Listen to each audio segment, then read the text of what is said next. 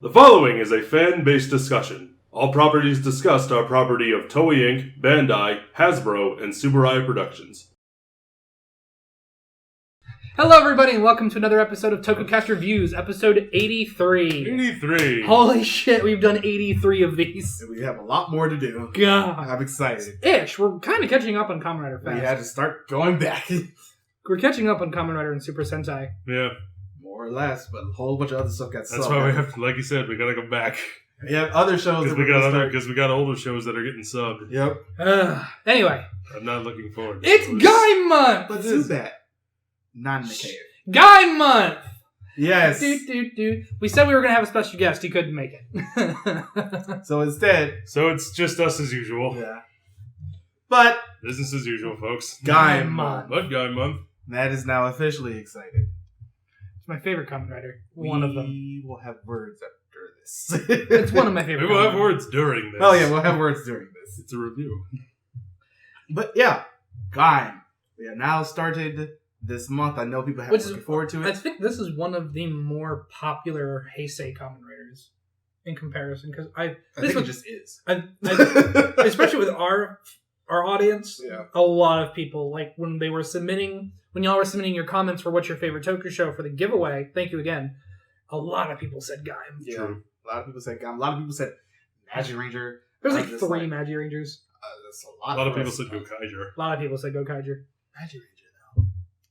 We really need to... Anyway. That good taste. Gaim. Gaim. Yes, let's start off with the opening. Fucking awesome opening. Yeah. It is okay. He said it best.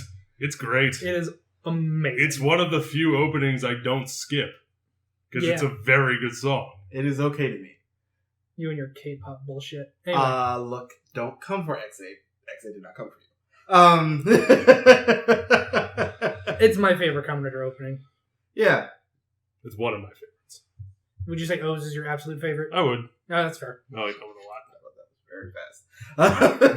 Yeah, let's start off with how we usually do from the first episode. Transform the orange from the sky. A mysterious blonde woman rises from her slumber to bear witness to a massive battle about to occur between 2 armies. And the armies are very, very strategically placed to make the shape of fruits from this. If you're happening to have a drone shot overhead, Which she more or less or a CGI shot from on top of a cliff. yeah, Yes, because there was a shape of that's right. This is before drones were really used in tokusatsu. Yeah. an orange, a banana, And a melon, A I think. melon. and a melon. I was about to say grape, but I was just like, He's not important enough. Specifically a honeydew melon. Yes. The first is led by Gaim, Or a cantaloupe. the second by Baron, and the third led by Zangetsu and Ryukin. We can talk about their suits here because this is the first time that we actually This is the first time that we see them. I fucking. Let's love talk about these. Gaim's first. I love. It's wonderful. I love. It this is a suit. very good It's one of the best. I remember. It's not my favorite in the show, but it's a good one. No, that's fair. I absolutely love this suit. I love this motif. They made something that sounded so weird work so well. Mm-hmm. As I've mentioned on this channel before, when we first heard what the themes that they were going to use for the suit, we were all very skeptical. And Then we saw it. And then there was the one I vividly remember there was a photo leaked from filming, and you saw just Gaim from the back, and he's like off screen. He's like, and we're just like, ugh. You can't. That's the thing about out of context set photos is you can't use them to judge the quality of a costume. No, but these suits are glorious. Yeah. But yeah, that's Gaim. Let's talk about Barons. It's okay. But I don't think it's as good as Gaim? as Gaim's, but it's a. we have bananas. Yes, we do. I know. I can definitely see the Western style knight look. Mm-hmm. Very reminds me of Kamen Rider Knight a lot, Yeah. but bananas Weapon and instead all. of bats. I'm doing a lot of nodding. Because I just agree. I like the fact that it's red, yellow, and white. Mm-hmm. And Yeah. I do like how that... It's a color scheme we don't see often. Yeah, it's something that really blended together. It's very nice to. It's been so long. It's very nice to see a Kamen Rider suit that doesn't involve the colors yellow and blue together. Also, it's strange because we're going a little bit in reverse order here because usually it's the main rider, at least nowadays, that has red in their suit. Instead, it's the secondary Yeah, that has red in his suit. Yep. it's been a very long time since the primary rider. Well, had And the blue. primary is blue. as his primary color. Blue and orange. Also, I just really like that color of blue on Gaim's navy. It is a very nice blue. Yes. Love that. Let's talk about my favorite suit in this entire show, Zangetsu. Really, this is your favorite I suit in the show? love this suit. You know, I'm inclined to agree. I don't know that it's my favorite in the show, but I do love this one. It's like the color of the melon just makes it just so perfect with the I'm white like and slightly gold. biased against this one because melons are one of my favorite fruit. They are? Oh yeah, I love melon. Well, you're like opposite me. I do not like melon. Really? I hate it. Wow. It's not as bad as cantaloupe. Welcome but- to produce reviews with Tokucast. Yeah. Oh god. Ugh. I love the white, the gold, and the green, and I love that it's a lighter green. Yeah. I think that looks great. If it was any darker, I wouldn't like it as much. I like it. It's just that green is not an aesthetically pleasing color to me, and regardless of shade. So it's a very personal thing for me. But from I'm a little surprised to hear you say that because red and green tend to go so well together. They complement each other so well, and you see them together a lot. So I'm a little surprised to hear you say that. See, for me, when it Because comes, I know how much you love red. I love red. It's my favorite color, and followed by purple and then blue. So, purple's also a very nice complementary color to red, in my opinion, or the other way around. But It does come from red. Sometimes it depends. Depends on the shades. I will give you that. You know, on shades and balance. But I don't know. It's like I said, it's a very, very like subjective thing I'm saying. But like design standpoint, if I take that thought out of it, this is a very well designed suit. also that shield.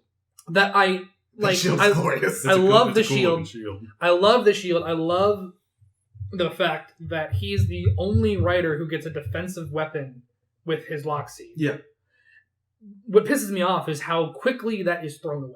We'll talk about that later. Yeah. Yeah. Ryugen. I like this one too. I am a fan of this one. Not gonna lie.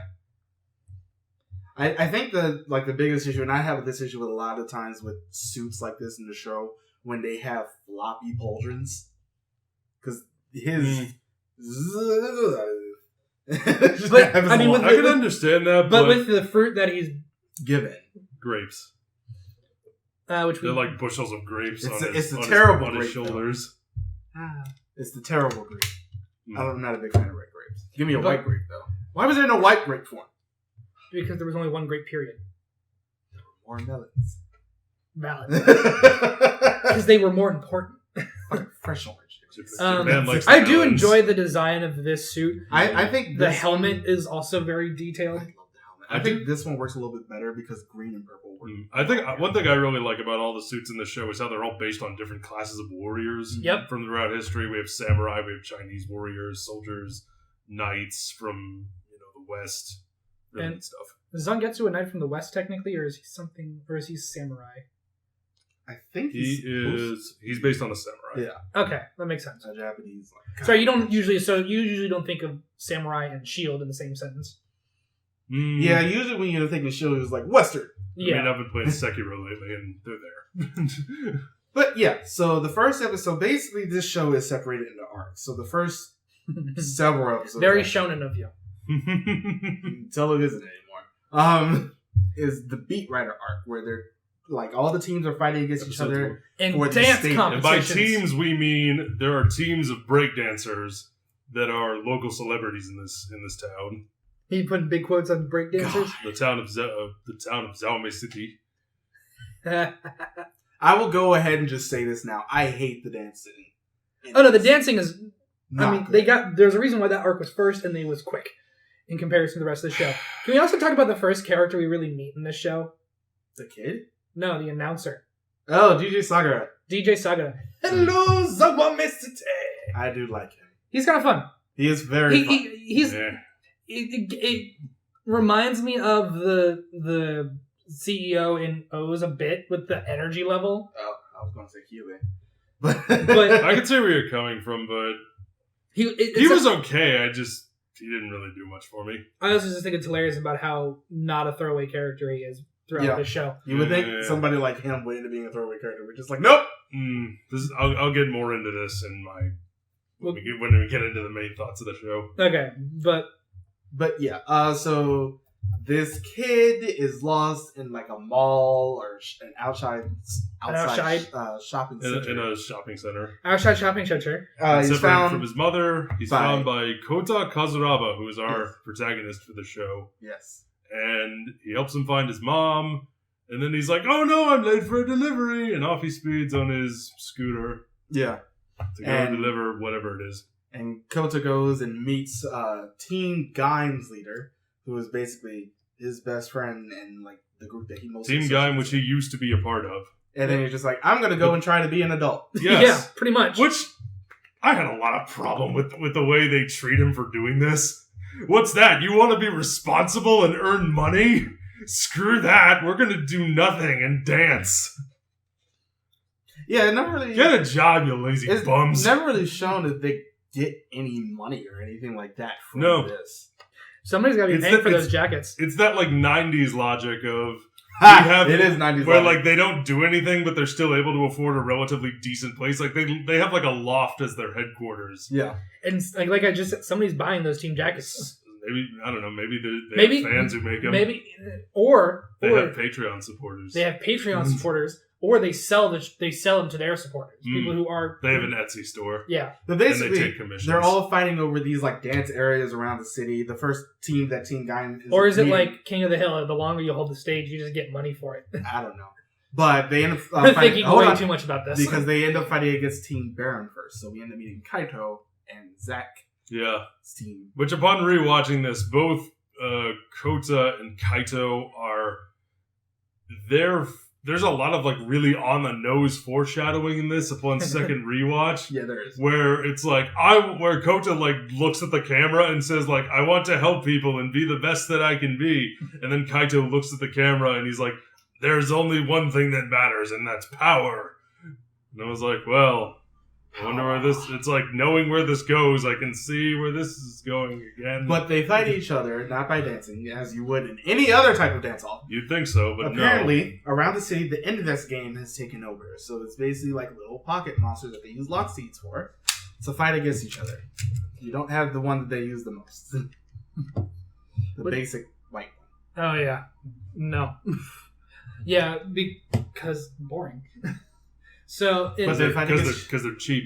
Oh yeah, exactly. But they fight against each other using that. They get these lock seeds from lock dealers, who has a bowler hat, which automatically makes him great, according to you.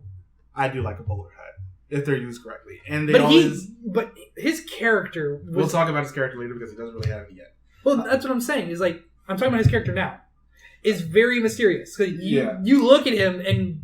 You wonder, 1, where are these coming from? 2, this is essentially a drug deal. You look like a drug dealer, hippie.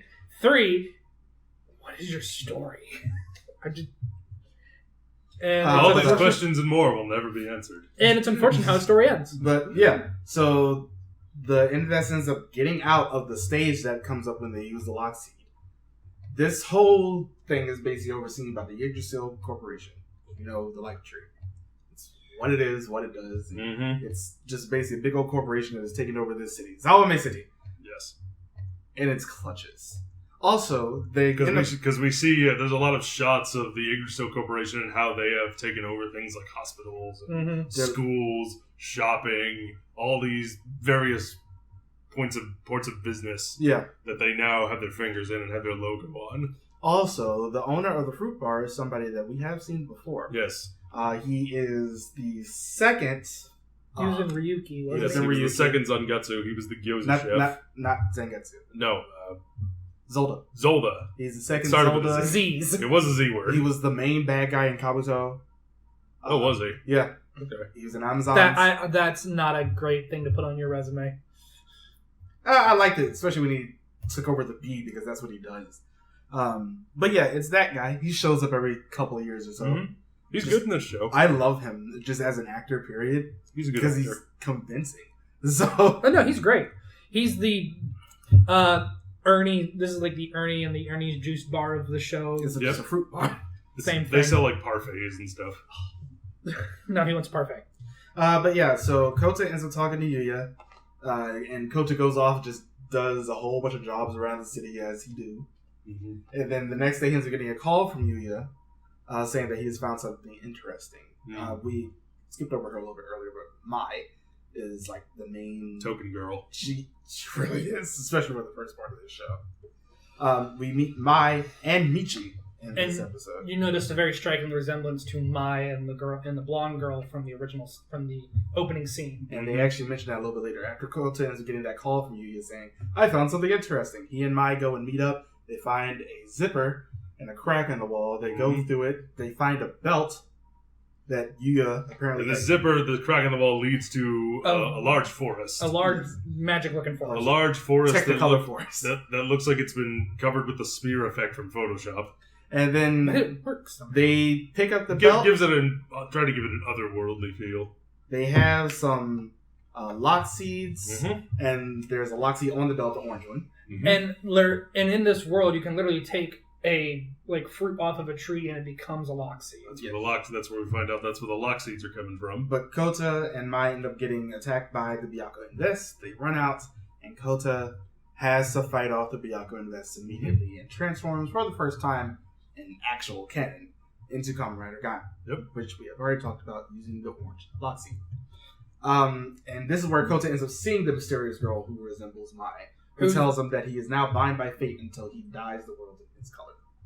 So, what do y'all think of this? We don't really talk about this a lot with these shows. What do you think, design-wise, of the Henshin sequence? A zipper opening up to I like it a lot. Yeah. An orange coming out of the sky. The fruit comes out of the sky, lands drops on his head, head and unfolds into the armor. I like it a lot. Yeah. I think it definitely serves its purpose. I still, to this day, think the action of doing this on the belt was a bit... on the nose? Yeah, on the nose. I actually really like that. I get what they were going for, but I believe when it was described as it was being released and leaked was Fruit Ninja. So... Mostly right. Yeah. And I don't know. I just think...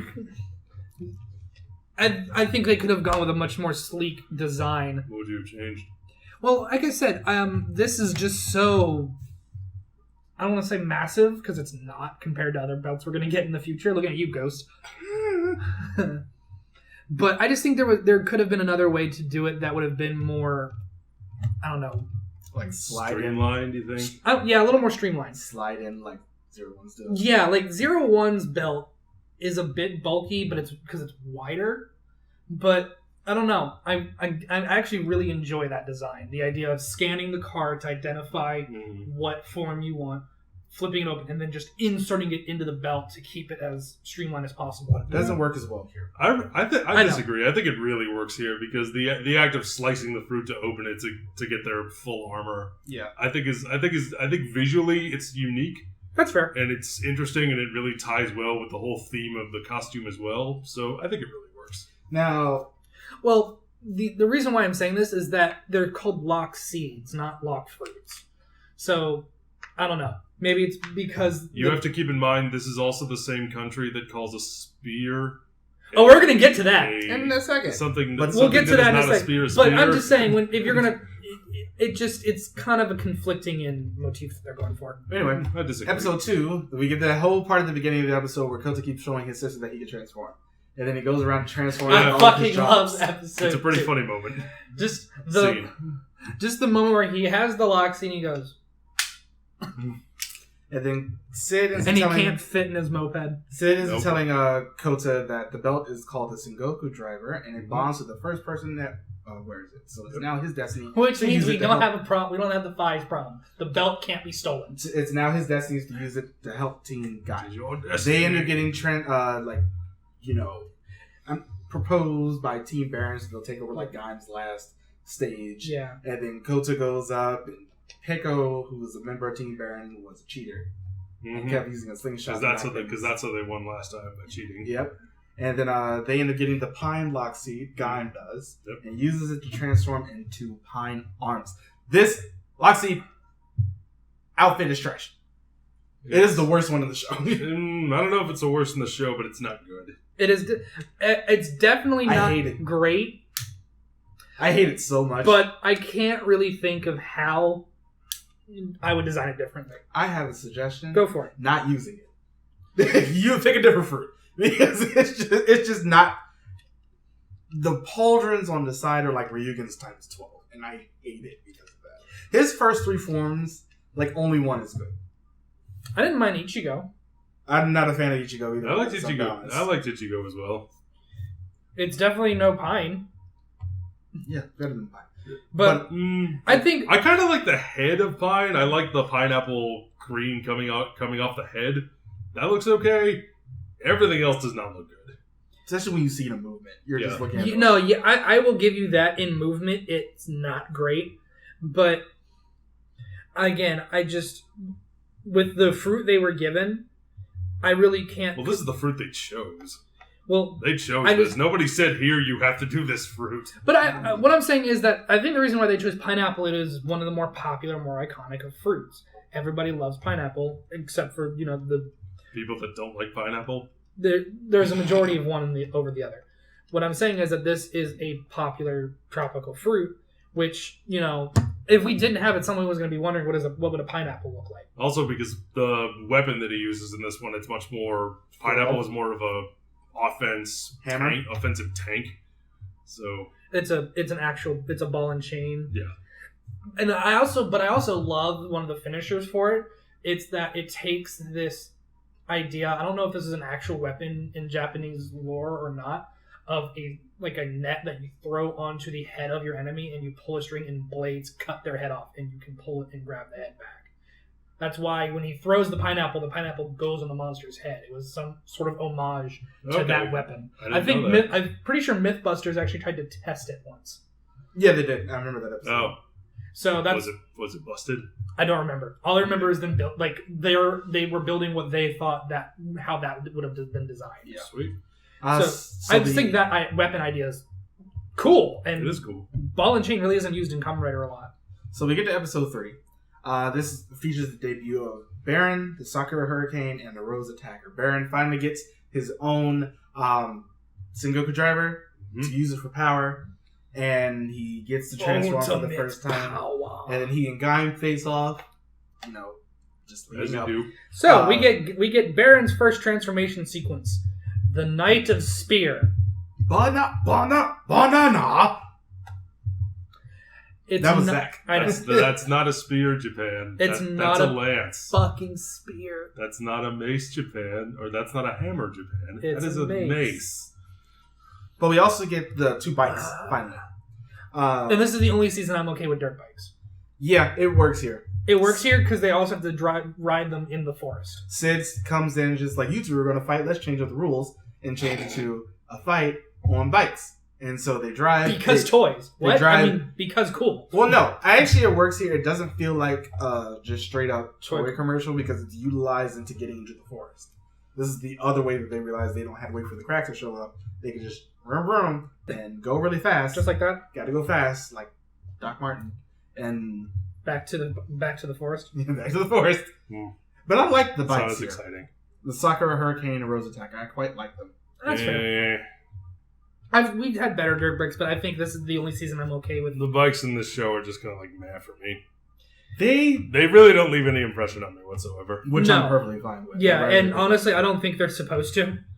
These seem less of a thing of, isn't this bike cool? You want to buy it?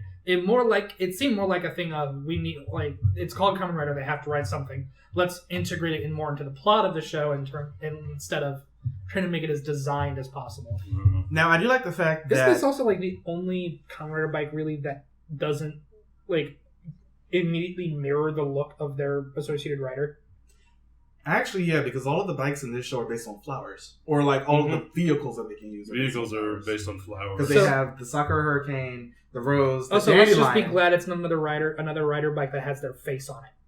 Looking at you, Wizard. Zio. Wizard too. Well, in Wizard wasn't that bad because it was still pointed. Zio was just his face. Valid. But yeah, I don't remember that. There's the Rose, Sakura, the Tulip, and the Dandelion. Mm-hmm. Those are basically all the vehicles, because all the vehicles in the show are flowers. Now, while they're in the forest, and I do like the fact that they sort of split this one up, Baron figures out that he can use the belt to transform the lock seeds. Yep. And Gaim figures out that other people are actually already in the forest, including a White Rider, Zangetsu. Mm-hmm. And they end up fighting in this episode. And We call it a fight, but it's not really. it's more of a stomp. A curb stomp. Yeah, Gaim got curb stomped hard. It's a bitch sit down, you're cute curb stomp. Zangetsu was like, you don't have what it takes to really do what you think you can. Mm-hmm. You're just here. You're just a child. Get the hell out of my You're forest. a child playing a game. Yeah, Get that's the fuck basically out. what he ends up saying to him. And then he ends up getting super scared. He doesn't want to fight anymore because he's afraid of the White Rider. And so Michi ends up taking over. Which, out of context, that sounds so bad. It happens. The White Rider. Michi ends up taking over as the main rider for Team Gaim, and that's how we end up getting Ryugen. Mm-hmm. We also find out that Michi apparently goes to a prep school, and he has an older brother. So, one other complaint I have about this show. They make it such a big deal that Ryugen is the only rider whose weapon is a firearm. Except that Zangetsu and Gaim's base katanas have a gun in it that is used, I think, twice throughout the... No, it's used a lot. Gaim never uses his. He uses a lot. I don't remember him using it after the first episode. He used it a lot. I watched the show. I finished watching it. I do not... But it's also... I love the idea that it's combined, and also that it has a limited amount of ammunition. It's like 6 bullets. Mm-hmm. As a samurai might have had. That's probably why Ryugen's primary weapon is a gun, because he doesn't have an ammo limit. Also, But Zangetsu and Gaim are the only ones really who get that sword in their transformation as the main riders. They are the... Yeah. Fun fact, though. Oh well. What is Ryugen based on? Grapes. A Chinese dragon. Oh yeah, that too. Who were the main... who were the inventors of gunpowder? Chinese. The Chinese. It makes sense why he would get that weapon. Yeah. They wouldn't make it so it's just like, I could shoot a lot faster because I have all of the components to actually do this. And I like the idea that our main rider's like finisher weapon is a double-edged... essentially the Darth Maul blade. Because he sticks the orange and the katana Saber together. staff. Yeah, saber staff. I didn't know what the actual term was. I don't think that's the actual term. That's just what I call it. That's cool. It makes sense. It makes sense. I But don't on want to the- call it. I don't want to call it double-edged spear because it's not really a spear. No, No. it isn't. So It is the opposite of that, in fact. I just think we have a lot of firsts with Kamen Rider. Speaking of a lot of first, next episode, because Gaim finally gets over himself, there are 2 other riders that end up coming into this episode from 2 other teams. We get Guridon and Kurokage. And Gaim Ichigo arms. Guridon and Kurokage, hold on. Guridon and Kurokage were like under Baron. They decided to team up and go against Gaim. They're from other teams. Yeah. They decided to team up and go against Gaim because he's just stomping everybody. Hase and Glasses guy. Junoichi. Jinoichi. They basically end up going against him because it's just like, Gaim is stomping our teams right now. Let's go ahead and team up with Baron. You don't have to remember their names because pretty much for either the rest of this arc, it's Tweedle A and Tweedle B, and then it's just Tweedle A being an idiot. Yeah, he's I like Junoichi. I'll give him that later though. Good for you. This is also the one where we get Gaim Ichigo arms. Oh god. It's okay. I don't like this at all. Why? Because it's asymmetrical? It's asymmetrical and it just feels so small. All of his forms are asymmetrical. Period. This is like the worst. He's right. Actually, orange isn't. No, it is. The helmet is always asymmetrical. The Well, the helmet- helmet is always That means every form is asymmetrical. But the armor itself Or at least is the has worst part. asymmetry in it. Yeah, the armor itself is the worst part. It's small, but I think that That's works because he's supposed to be the ninja. This is more about quick movements than it is about armor. Also, it's a strawberry. Strawberries are small fruit. It also explains also why he true. gets that like 1,000 thing because they have a whole bunch of seats. But yeah, I really don't like this armor. I like this armor more than Pine. What I love is the weapons that he gets and the finisher. I love the idea of him putting it in the sword, swinging it in just a rain of shuriken. 10,000 needles. Now we'll talk about Guridon and Kurokage in a second because they transform first and then they backstab Baron. Oh yeah, because they pretend to be on his side. Yeah. Let's talk about their suits. They suck. They're bad. But it makes sense why. It's a pine cone and an acorn. They're like, actual seeds. Yeah, they're level C lock seeds. So that's why theirs are so much worse. Because they're not actually fruit yet. But let's talk about the sadness. Actually, I'm very happy that we got a rider whose like main color is brown. Oddly enough, that's something we get a few of those actually. Yeah, but it's like him. He's the first.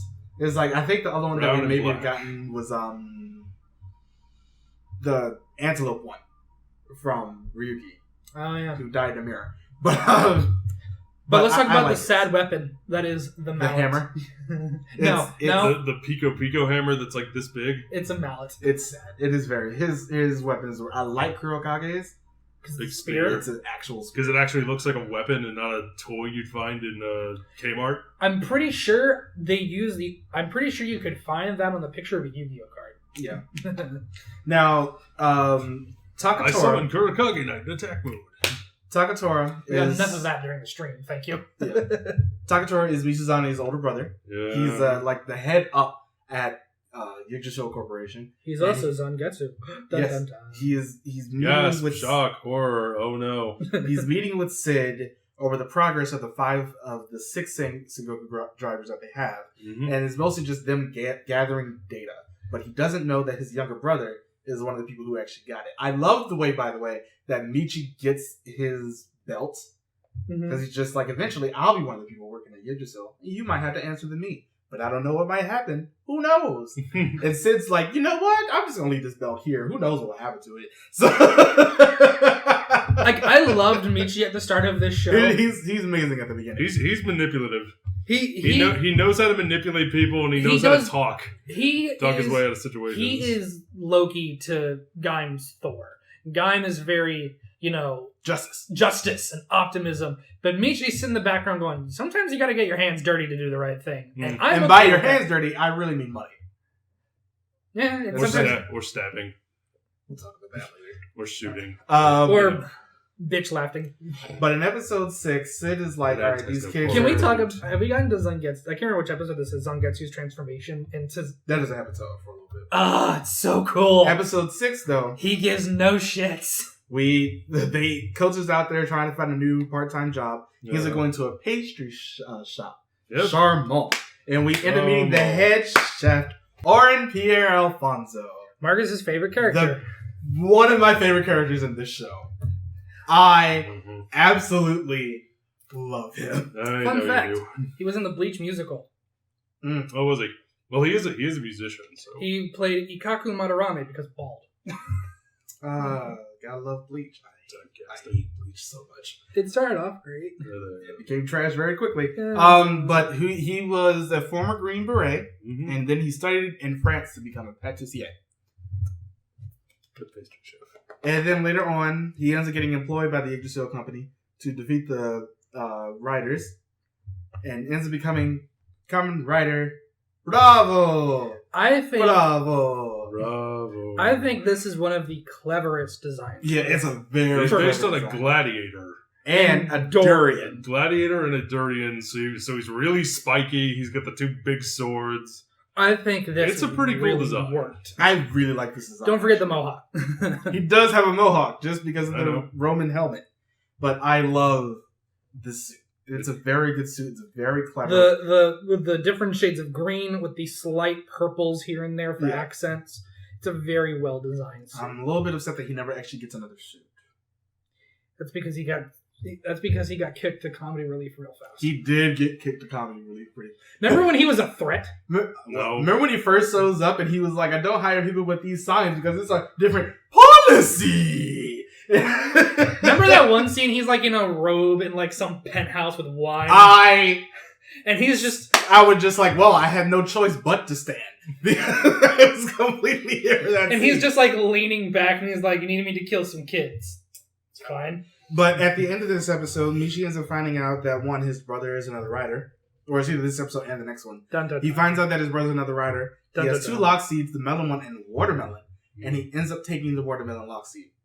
Which ends up coming into play next episode. When we As end up our getting to see, big CGI suit. yes, when we end up getting to see Gaim's Suika arms. Ooh, Dama Big Bang. I like this suit. It was very. They are definitely playing into the size of the fruit for like multiple things. Like the size of the fruit will determine how much of the armor you get. Mm-hmm. Like so, strawberry you didn't get a lot. Pineapple you get a little bit more than it's comfortable because it's pineapple. Orange Big is the thing. most balanced, And then you get watermelon, which can be the which is a mech suit. that can both be a mech suit and fly. This also is the first time they end up beating Bravo. Because the Suika suit just rolls over him. Literally. Yeah. So I will admit it is funny when it's in the like full watermelon form and Gaim's head just pops out of it. And then like Orin squashes it, it turns into watermelon pieces somehow, and then it comes back together. Why they didn't use this more is beyond me. Oh yeah, Because budget. CGI is expensive. Yeah. Thanks, O's. It's Oh, like so much. It's like pretty much every. But then there's series- like 7 of them at once flying through the air at one point. yeah. Well, that's They where they were saving up. It's like it's weird because it's like almost saved every their single allowance. season after this has actually from 4 There's like at least one shot of something like that. like some one big suit. Yeah, there's like one big suit or one big shot of a bunch of things happening. like 01 has one coming in with a mammoth soon. Oh yeah. But it's like I wasn't having something big. Yeah. Sooner or later, and this one was Gaim's. This is also the For episode. Wizard, it was the dragon. Yeah. Or any of his like dragon dragon forms. This is also the episode that we end up getting to meet Sengoku Ryoma, who was the creator of the Sengoku Drivers. And it's named for him. Yes, and we have seen this actor before because we already did Girl Season 3. Yep. Even though we watched Gaim first originally. Yeah. But anyway, Who Also- was he in Garo? He was the bow and arrow guy. Oh, the guy with the glasses? Yeah. Yep. Okay. Also, Michi's in that season. Is he really? He's in like one episode. Huh. Huh. Anyway, I don't remember it. So- It happens. Sengoku starts off as kind of like Sid in a way where the character that you're very curious to learn more about. Mhm. Except for one we actually learn more about and the other we don't. So, It happens. These are all facts. These are actually all facts. but I think he definitely has that mad scientist thing down. He plays that character so damn well. I absolutely You love can it. tell he a nut job. It is alright. But and I yeah, guess. that's Like that sort of thing. we meet Sengoku Ryoma there. I like his character at the beginning, but he definitely gets more and more unhinged as the story goes along. You can True. you can tell at the beginning he's a very curious person. Yeah. Mhm. He has no ties to Yggdrasil, or he doesn't have a side. He just wants to know things. Now, in episode 8, I do like the fact that we actually get some things between Baron and Mai and their views on strength. Baron believes it's like it's something that you have to do, and yes, he might be using it to protect people, but that is changing later on. Mai's like, I get my strength from the people around me and what they end up meaning to me, and I'm sitting here like, okay. But this is also the episode after he ends up losing to Bravo again. He gets mango arms. Mm-hmm. Let's talk about mango arms. It's not a hammer. Sorry, But it looks nice. it looks awesome. It is a very nice one. Looks I'm very mad nice. they don't end up using this one more. I like this one more than the banana one. Same. Yeah. Same. But you can tell why it's considered his. I guess you want to call it a mid-season power-up for him. Super form. Yeah, but Now this is around, I like the fact that it has like bull horns for some reason. but they're facing down. Makes sense, honestly. Mm. Like you aesthetically make them do that so they aren't protruding as much for like profile shots. Yeah. But I do like the fact that It's not a they hammer. do have to change to fight the certain invest throughout this show. Mhm. Because this one is like the invest in this one has very strong armor. Yeah, it's very thick So it's skin. like only Pine and Mango can hurt it. Yeah, 'cause they're the tank form, the Yeah. heavy duty forms. I seriously love this form. The mango. It is a very, very good form. I love how the mango like motifs in it are always separated into squares. Hmm. And just That's how the it's co- usually served. So it's how it's served, but like not necessarily every fruit appears how it's served, more how it appears in the wild. So, but also the color scheme, very Iron Man-esque. I just smacked your computer. I'm sorry. Also, the suits, well, the cracks from the forest, which is called Helheim by this point, start appearing more throughout the city, and the Mhm. investment starting to attack Yggdrasil, people, Helheim. Bit of a Norse mythology theme going. which is strange because We half have of a this lot- is also Christian Yeah, we have a lot of different mythologies, Christian Yeah. mythology in this one. and we use the term mythology. If that is your belief and you think it is true, good for you. But we are using the term mythology because we have the Garden of Eden, we have Adam and Eve. the forbidden fruits, Adam and Eve. Then we have Yggdrasil and Helheim and all this other. It's very good, and I think worked out very well. Now, in this episode, this is also the time where we really start seeing the effects of Michi's double life Mm-hmm. that he's leading, because he's so prim and proper with his brother and going to school, but it's like he can have fun with Kota and Mai and the others on Yep. the dance team. This is the episode where he finds out about Zangetsu as his actual older brother. I thought that happened earlier, but it happens here. And Takatori goes and speaks to Ryoma about the appearance of more portals. They have this big plan to give everybody, or at least as many people as they possibly can, a belt, because that'll help them survive Helheim is overflowing into the world. Mm-hmm. Has been popping up more and more around the city. They're mass producing belts. Yeah, they're starting to mass produce. And it's belts. not, and they're mass producing them, and they're not belts to the point where they, like, can transform. No, it's more that it's their sustenance. Their sustenance, and it's not like if you put it on, you're the only person who can put that belt on. Yes. Episode 10. This is the the suit that we get in this one is actual trash. Kiwi. I kind of like Kiwi. I love the weapon, hate the suit. See, I'm a bit those shoulders. I'll give you that, but I'll give you the shoulders and the chest plate. It's very bulky. Yeah. It's so bulky, and it's like him trying to spin the chakram around. Just I think the weapons are too big. The weapons are a little bit too big. If they were like, we see this one like twice though. Thank the God. entirety of Gaim. It's like 2 or 3 times. Thank God. And this is after the Gaim Wizard movie, but it's just like it doesn't work really. It just doesn't. because it's so bulky, and when you try to use the weapons, it's like all you can do is swing. If they had like Axel from Kingdom Hearts or something, where there were more chakram, where they I love how you gestured towards me with that, like I played Kingdom Hearts. You know, I yeah, but you know what I mean. I know if exactly. They were the ones that were if they more were in the middle. smaller and more Yeah. like easy to control and spin around. Yeah. Or Or that's if what I'm you saying. were like Axel and you had some range of control where you could throw them and they would come back. Or Some you sort could of throw them boomerang and quality. you could manipulate them while they're in the air. Yeah.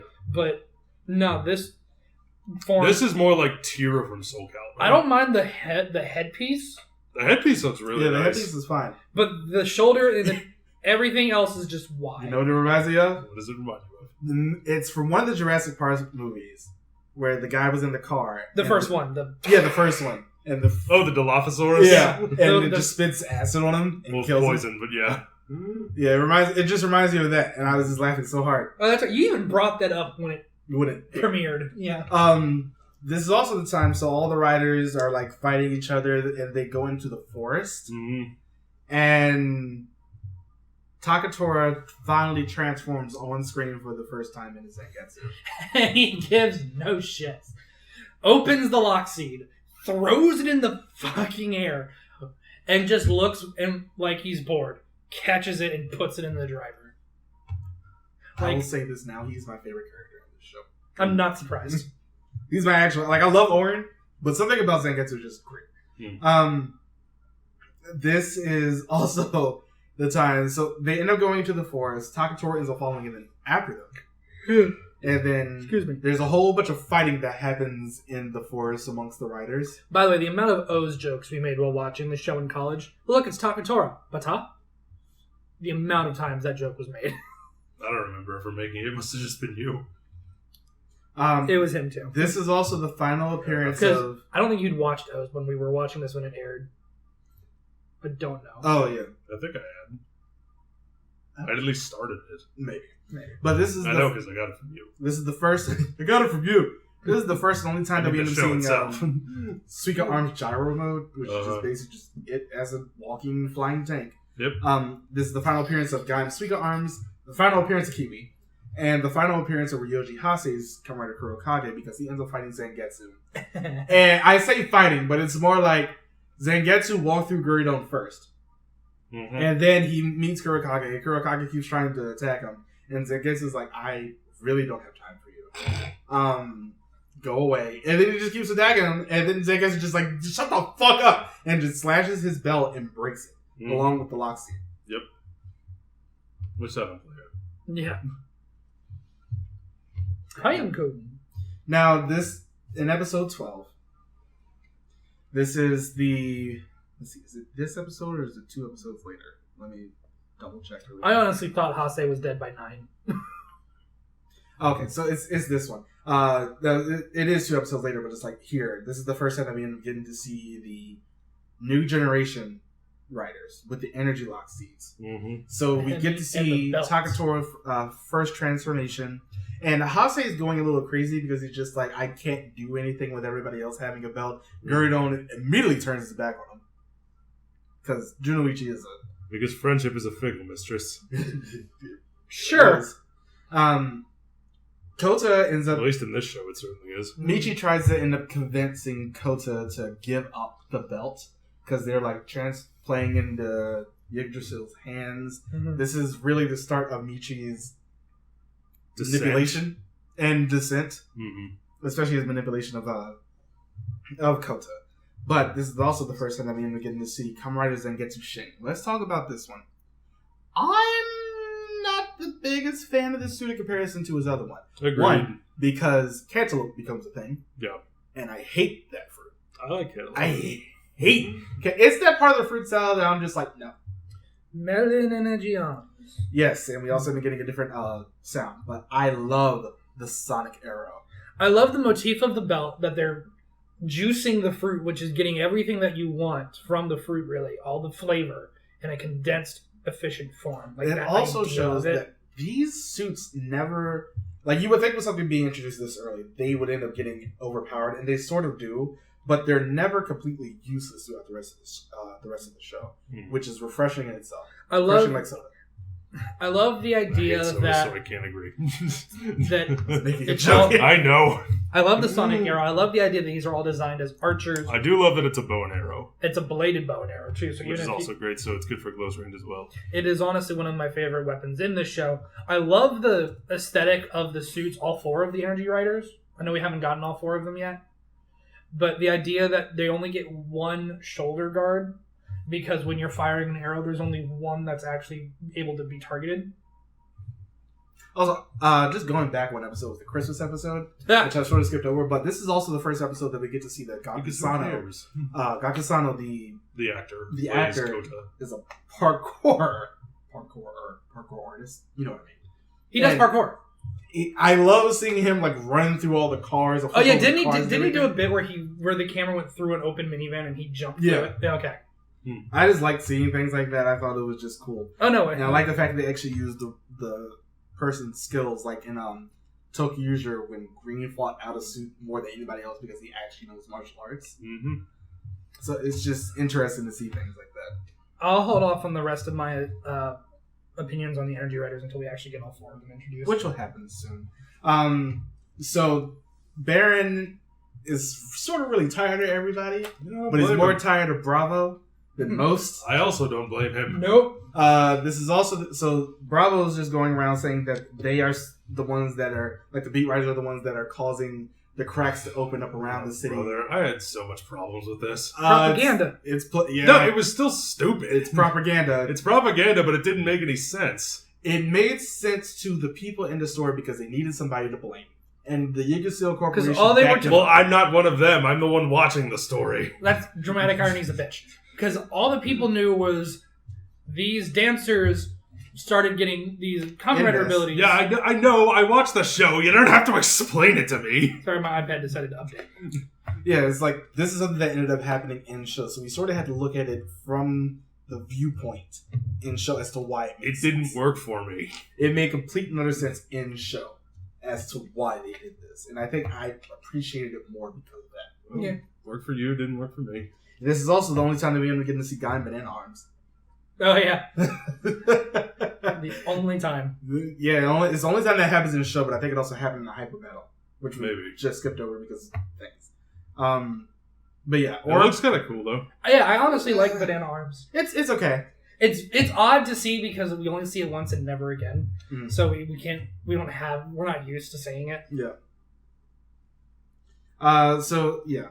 That's the whole point of this. They end up beating away Oren, and then Zangetsu Shin comes in. They both try to fight him, and then Hase comes in saying that he wants more power, and then he eats one of the fruits. And he turns into an Invis. Like an idiot. And Takatori is just like... You say like an idiot, but I don't think so. It's more of compulsion than anything else. It's compulsion and a thirst for power. Yeah. I mean...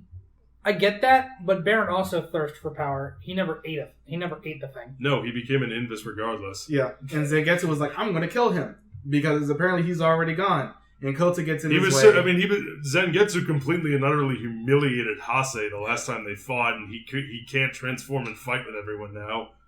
So he feels like he's completely lost his place in all of this, and this is the only way he feels he can get it back. It's impulsive. Now, was it the smart thing to do? No, most likely not in hindsight, but hindsight's 20/20, and at the moment, that's all he could think was the best choice. It's not something that he really has here. Mm-hmm. This is the time that, like, Hase's going back and forth between Invest form and human form. He goes up to Droopers, which is the name of fruit place, and he ends up attacking some of the people there. He goes out. Sid, Mitsuzane ends up seeing a meeting between Sid and Mitsuzane and Takatori, and they discuss the mass production of the Genesis drivers. And then they hear about where Hase is. They go. Kota is trying to get Hase to come back. And then we get the other new Genesis riders. Let's talk about them really quickly, starting with Sigurd. Who is the cherry? I love all of these outfits. I'm not the biggest fan of his. Really? I think they're all okay. Honestly, they're all good, but I don't like his because of the fur. Honestly, I think it because they're again now we're back to different warriors of different countries, and he's kind of got the Viking. I was gonna say Mongolian, but I don't know why. Yeah, I don't know why either. Probably because of the fur. Yeah, I think it worked for him. Honestly, one thing I just noticed before my iPad decided to update itself. Every single of the Energy Riders has only one shoulder cover. His is the only one on the left shoulder. Everybody else is on the right shoulder. Oh, this is Duke's. I'm just looking at his first because I think he's next. But I just noticed that when I was looking. He's the only one with a left shoulder guard, which subconsciously already separates him from the other three in our heads because he's the odd man out. Yeah, and which tells me don't get used to him. Pretty much. Let's talk about Duke next. Limit Energy. I like Duke. It's all right. His head's got a bit too much going on, but I think he's trying to be royal and regal with Which the look. Is pretty kind much of be a crown. Thing. Yeah, he's trying to be the king. I love insert boob joke number 1 on lemons because we're gonna get we did a lot of those when we were watching the show. I love the fact that his blue is lighter than Kota's. Yes, and it works better with yellow as the primary. Though I will say this, it's not in show. But when we see the lemon arms form with the normal you mean the one that they get into his movie? In his movie, I honestly liked it better. We'll talk about that one later. Yeah. Because I know where you're coming from, and I'm just like, whatever. And the last one we have to talk about like the weapon also. Is Marika. Side note, she is her own suit actor. Because she's a badass. Yes, the actress, her actress, Minami Sukui, is a suit actor. And she was in W as the Grasshopper Dobot. Mm-hmm. Oh, cool. And, but yeah, Marika's suit. I love it. The thing I noticed, and this is just me rewatching the show. It's the sleekest. It's the sleekest one. But I also really appreciate that since she is her own suit actor, it's so different from seeing, say, Duke, where he bulks up a little bit. He's a little taller. With her, it's just a 1-to-1 because it's her. It's not always her. It's her more often than not. She does have another suit actor who will come. But it's nice to see. It's very nice to see. It's just like, this is a 1-to-1 comparison. Just being her. But I really do like her suit. It's weird having that much black on it as the undersuit, though. With the rest of it being so much pink. True. I think it works. But I do love... I love all of the forms. But if I had to rank them, it would be peach, cherry, lemon, melon. In terms of aesthetics. I would put cherry under melon. I just really don't like the fur on it. It just feels so weird. I think it works. Honestly, I honestly really love it. I think Melon looks the weirdest because his shoulder guard, the shoulder guard is so much bigger compared to everybody else's, and it protrudes out so much. Yeah. Sonic Arrow still kicks ass though. Speaking of Sonic Arrow kicking ass, Sid goes out and taunts Kota, just like, "Get the hell out of our way, you child!" And then he kills Hase. Hase! There we go. You had to do it at least once. It's true. Yeah, he kills Haku. We made fun of that line for like a year and a half after Gaim finished airing. It was sad. Was it though? Hase set himself up to do this. I mean, yeah, like you said, it's compulsion. Mm-hmm. But this is something that was going to end up happening, and it happened, and now he's dead. R.I.P. in peace. He doesn't.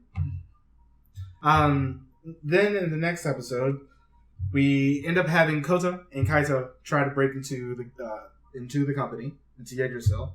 They get captured. And this is the episode where Kaito really starts to speak to Sengoku Ryoma, and we find out that Minato could kick anybody's ass, as she does. Like Kaito has these card tricks that he'll do every once in a while. Henshin or no Henshin? And he like threw the cards at Ryoma to try to get something from him, and you see like out of the corner of your eye like Yoko pulling out a pen, and he throws the cards and she throws the pen and nothing happens.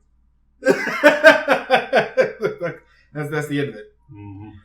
One thing we haven't really talked about yet is the monster designs. Do we have any thoughts? I like them. They're very good. They're pretty damn intricate. And I think that's also one of the reasons why we're not getting a different looking one. There's not a lot of variety in the monsters in this show. A lot of them will look the exact same as previous ones. Mm. I think that both works with the concept of this show. It didn't bother me.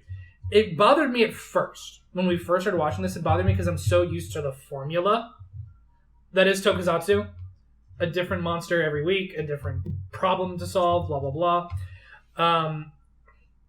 But because they're so intricate and they're so well designed, and it just makes sense that they're coming from the forest, there are multiple, they could be part of the same species, something like that. But I just think we haven't talked about it, so I just wanted to bring it up. Now, at the end of this episode, we find out that Sagara knows a lot more than we thought he did, because he ends up going into where Kota is being held, and he tells him, this whole story about people can't become stronger, but it's like, what exactly are you going to end up fighting for at the end of the day? And he gives him the limited energy lock seed and the Genesis core to go onto the side of his belt. And then in the next episode, after they get out, thanks to Michi's help, because he was already there, he could just basically go into the place now. But then the next episode, Michi starts becoming really manipulative and starts to try to keep his life with the Beat Riders as is. That's his whole plot point here. And they end up getting out because at the Augusto Corporation in a giant tree, there's a big crack there that leads straight into the Helheim Forest.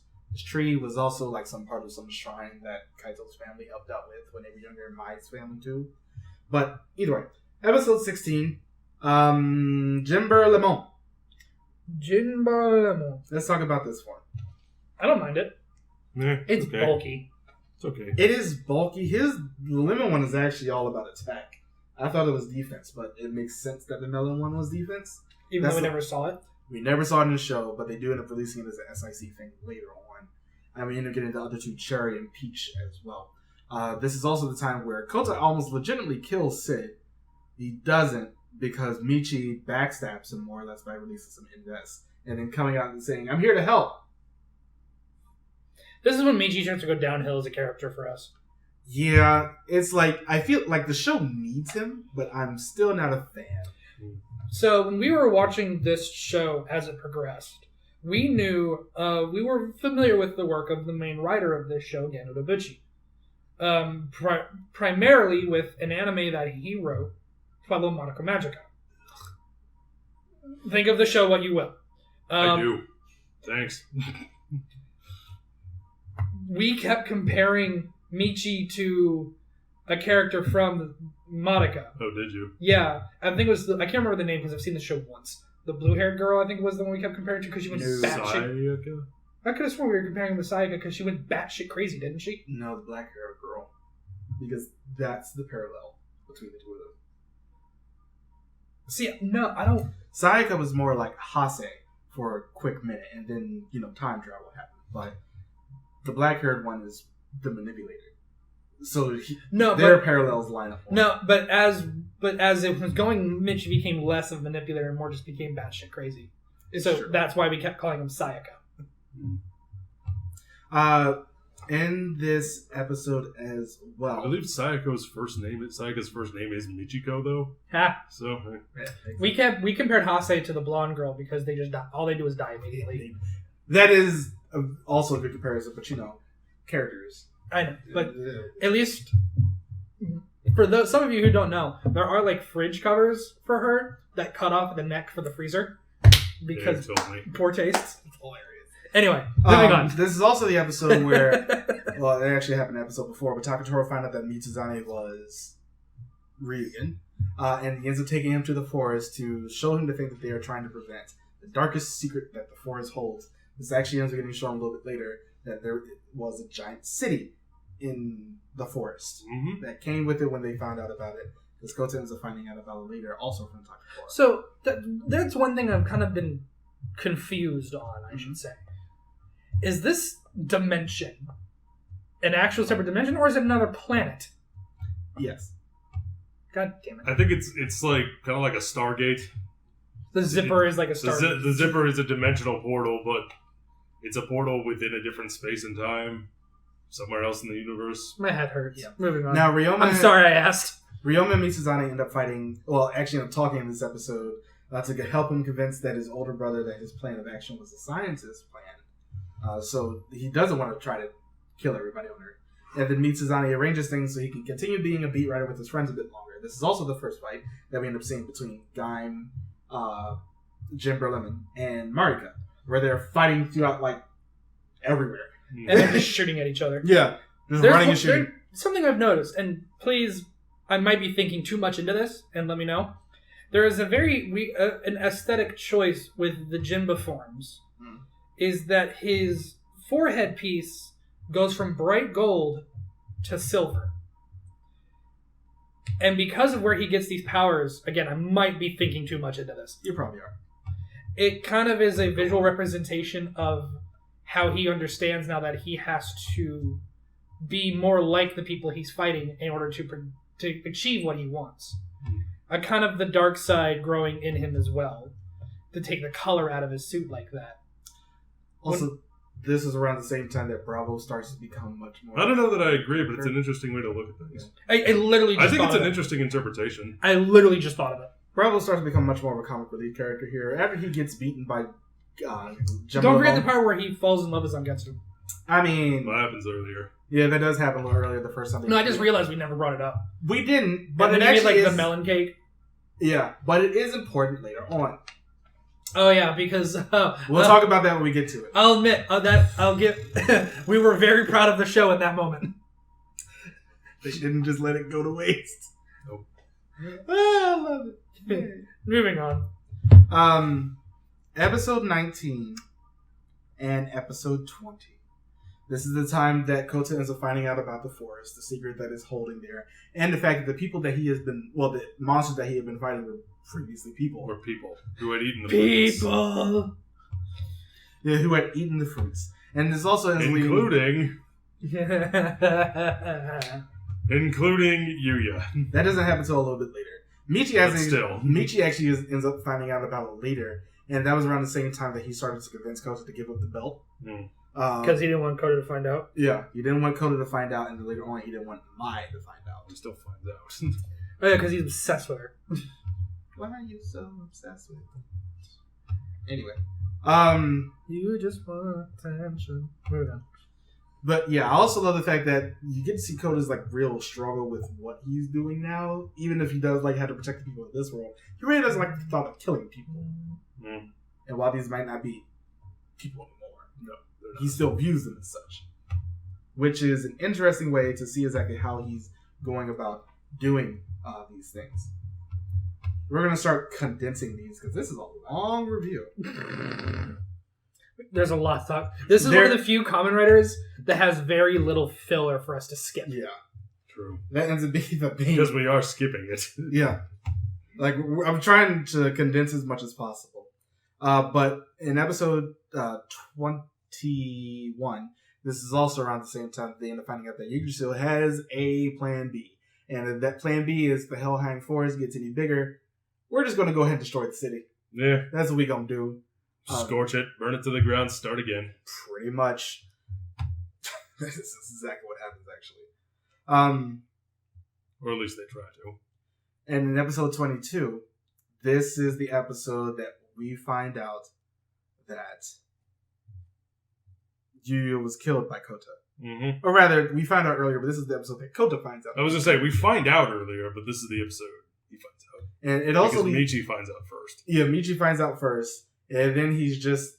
I love when he finds out, Michi's just like, why didn't you listen to me? Why do you never listen? I love that downward slope that he goes down. This ends up bringing up a problem one later that we're actually going to end up getting into. We also start to find out about the overlords around this time. Baron ends up fighting him first and loses terribly. Who are the leaders of the Inbase. Yes. They were like the previous from kings. this other dimension. Yes. In episode 23, after Kota is just like, I don't know what I'm fighting for anymore. What do I do now? DJ Sagara comes in and is just like, I can help you fight things. Mm-hmm. I feel like you need it at this point. So Kota, after being basically just out of it through most of this episode, now Kaito has been working with Sengoku Ryoma to actually find the overlords. Mm-hmm. This episode is the debut of Kachidoki Arms. Let us talk about Kachidoki Arms. It's my favorite in the show. It is an amazing form. It is an amazing form. It has with an amazing premiere. It has the best introduction of like any super form. It's great. It was not. I think it was number 1 on our Kamen Rider costumes. I costumes. Yeah. It is amazing. It is the perfect balance of orange and red. It upgrades the forehead piece that I was just referring to. It turns him from a samurai to a general, essentially, Mm-hmm. and gives him the DJ gun, which is cool. Mm-hmm. The flags on his back, which are also weapons, because It also gives us the song "Raise Your Flag." That's a good song. We've never talked about the music. You've been wanting to talk about this. But I love the insert songs in this show. Raise Your Flag is so hype. Rise Up Your Flag is the only one I can remember, but there's a reason for that because it's a pretty good one. Yeah, it's just a very, very good song. And I'm just like, this is sort of unfair. the introduction for Kachidoki reminds me of a scene, or I should say a line from Iron Man, and I think it was Iron Man 2 specifically. He lands in as Kachidoki. They're just shooting him over and over. All the bullets are ricocheting off, not a scratch on him. And then he just raises the gun. And I just have the image of Tony Stark going, my turn. That's Iron Man 1. Is it 1? Okay. That's when he leaves the cave. Okay. And he goes, my turn. Yeah, And then he just annihilates all of them. Mm-hmm. And I love this gun. It is a grenade launcher. It is a shotgun. It is a machine gun. Mm-hmm. It is something Borderlands wants. Now, And with Borderlands 3 that I just started playing yesterday, gets really fucking close a couple times. now, in the last episode, actually right before this one, he actually stole the cherry energy Yep. from Marika. Mhm. Yeah, well, The peach. Peach from Marika. He actually got the cherry one first. Mm. I'm actually a little bit upset he didn't use that form more. It comes with super speed. Seriously! So, You do love your speedsters. well, it just makes sense. I'm talking to him. This is also the episode that we end up finding out that DJ Sargara is basically just a gigantic snake. He is Lucifer from the Bible. That's his thing. Yeah, or you could do that, or you could kind of do the world snake from Jormungandr. Jormungandr, because he's tempting people with fruit, yes, but he's also kind of being a protector because he's giving all the more powerful shit to Kota. So it's kind of a bit of both. Either way, I love it. And over the last 2 episodes,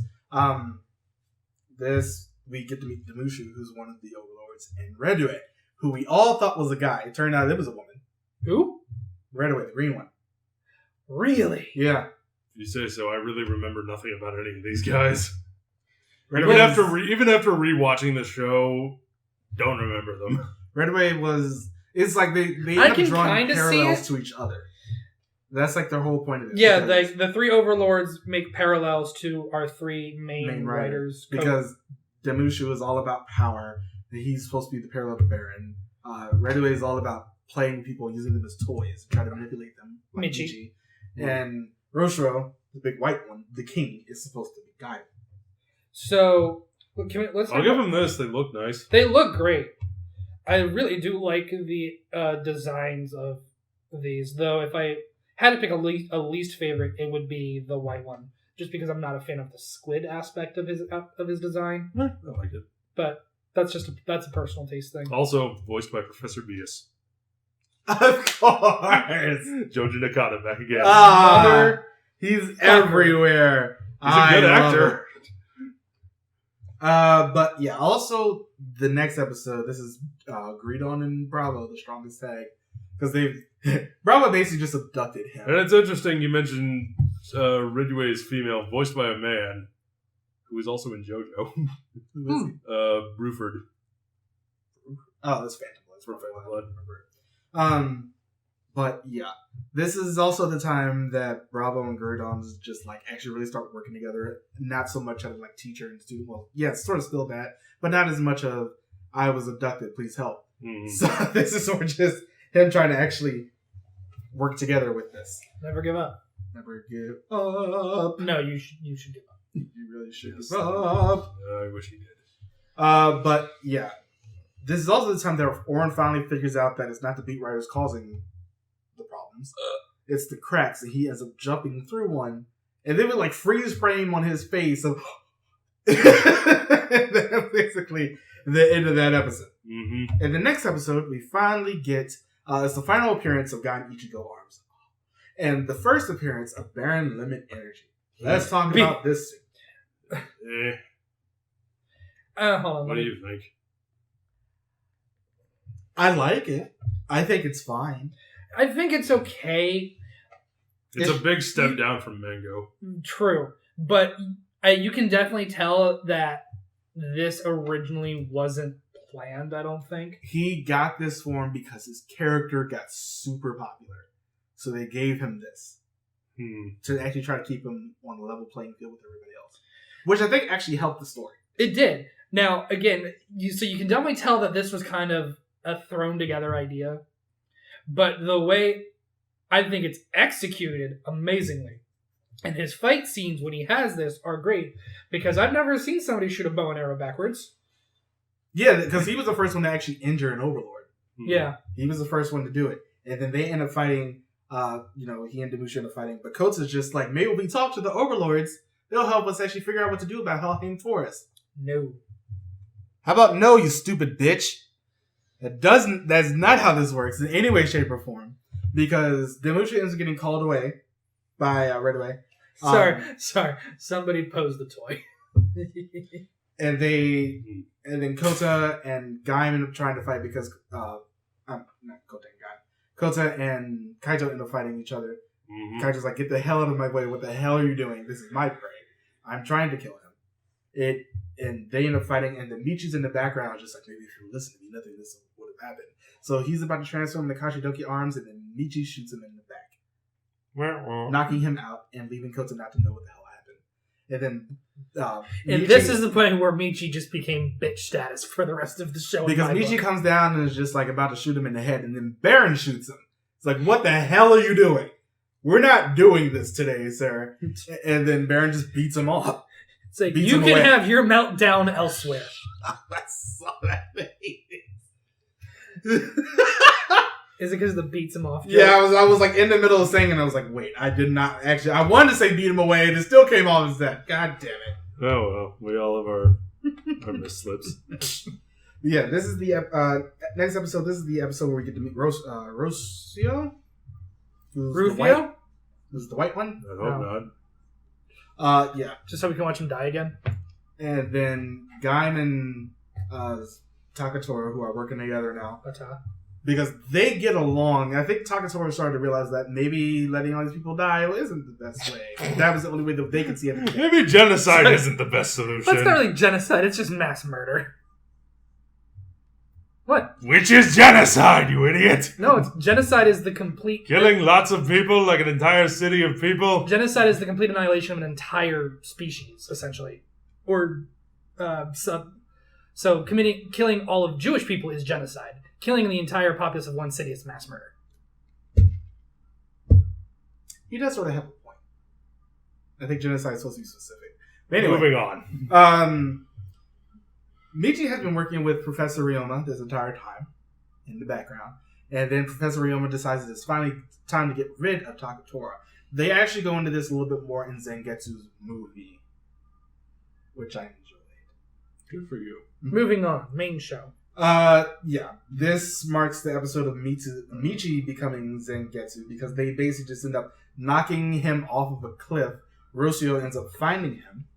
This is also the last time that we end up seeing him, Takatori, transform into Zangetsu Shin. Mm-hmm. And this is the last time we begin to see Pine Arms because Michi goes out and immediately attacks Kota, as he is wont to do, because Kota still thinks that it is Takatori. Uh-oh. Later on, we end up finding out that it's not him, thanks to Bravo. Episode 29 and 31, we're skipping 30. We find out that Rosio has the golden fruit, which is the main thing that they started focusing on, especially towards The apple of Eden, the forbidden fruit. Take a pick. Mm-hmm. Yeah. He has the forbidden fruit. DJ Sagara comes up and is just like, maybe if we actually gave them a chance to fight back, we'll see exactly what they can do. And Rosio gives him a piece of the fruit and it transforms into a new Loxy. Like I said, we don't talk about episode 30. Why? Because it's the Gekaider crossover. Oh, that they fair. used Remember when it just comes in? that they used to just promote another movie they were doing. Another and it feels show completely that- out of place and it has was a nothing to do movie. with the story. It was BS how they did that. Because it happened right before he's about to get his final form. Yeah. This, like, a couple of the episodes of this one and one later one, I think it was episode 37. It's just like, it shortens Gaim's 47 episodes down to 42 because they don't, 45, because they don't have anything to do with the rest of the show. Oh, we actually skipped one earlier because it was at the end of the Beat Rider arc. Zack gets a belt from Kaito after he quits Baron's team. Oh, He yeah. does. You get And Kamen Rider Knuckle. becomes Kamen Rider Knuckle. Let's talk about Knuckle. I love Knuckle. Knuckle's great. I fully support him in everything that he does. I'm glad you think so. He's the What's lead- your problem with Knuckle? I don't like him. Why? I His just- character or his suit? Both. Okay. What's the problem with the suit? It's just, I don't like how it looks. His character adds nothing to the story. It does. They had quite a few things. In the I story, disagree. especially the latter half. Because they needed him. You say But so. anyway, Dumushu ends up coming through. Oh, well, what do you think of Knuckle's suit? I mean, it's not the best looking suit the show No. has to offer. It's another nut True. suit. That's another nut suit. It's a very bland color. But I like the idea, the concept of the fact that he's purely fist focused. Fair enough. And I do love the power up form he gets in his movie. Yeah. We'll talk about that one later. Yeah. And I then- like Zack as a character because he's the one person of Team Baron that we see that isn't a background character that seems to actually have what's the word I'm looking for? Purpose. I was of going to say sorts. morals. That is a much better word, actually. I mean, purpose, yeah. But morals... Because the other we get three people in Team Baron. We get the guy who likes to cheat. We get Baron. We'll see Take the that rest as of you will. see the rest of the show, and we get Zack, who legitimately tries to save people, and especially what's her name, Marika, Peach. Yeah. I want to say the chemistry because there really never wasn't a romantic aspect to it, but I mean, But you can still have chemistry and not be in a romantic that is valid. relationship. It's just usually that's the term you use when you describe characters. Anyway, the chemistry between those two characters really sold it for me. Like, he legitimately cared about her, and it sucked at the end. Moving on. Sid, earlier, decides to go on a little bit of a Maybe I'm not giving him enough credit, but from what I can remember upon rewatching, he just didn't really work for me. We'll talk about him more because When we have to get to the characters. Yeah. Sid decides that he doesn't want to be a lackey anymore and destroys the lab where the zip in Where the big zipper was to Helheim. Yeah, he ends up going through and just like, I'm gonna go get the fruit, and then he ends up teaming up with Gets Michi. a big produce basket and off he goes. Yeah, he ends up teaming up with Michi, and then Michi gets walked over by Kachidoki Arms. Yeah, because And it's Kachidoki Arms. Sid goes and tries to get the fruit from Rosro. Yep, and Rostro ain't having this. He was like, I'll just get rid of your belt and your lock seat, and if you And go then the away, rest of you. no, and if you go away, I'll let you live. And Mhm. like, if you just give up now and just like, that'll be it, you can just leave the forest. Sid's like, I will no longer be anybody's lackey. It's like, all right, you could be a pancake. So he crushes him between two like halves of a and Takatori giant slabs of rock. Takatori just in the background like. I don't blame him. That's a horrifying way to die. Like yeah, he splits. And he literally like is floating there. He looks to his left. He looks to his right, and just goes. Smoosh. Like Rosso splits the cliff. Yeah. And then brings it back together around. Splits a large formation of rock, telekinetically like holds him in place, and then just jump. And then we all ask the question: do you like cherry pancakes? Honestly, yes. I was gonna say cherry pie. He did become a jam. I've never had cherry pancakes. That's why I was thinking of something They're else. not bad if you chop the cherries up small. I would think so. Yeah, sounds good. Oh god. Cherry milkshakes are good too.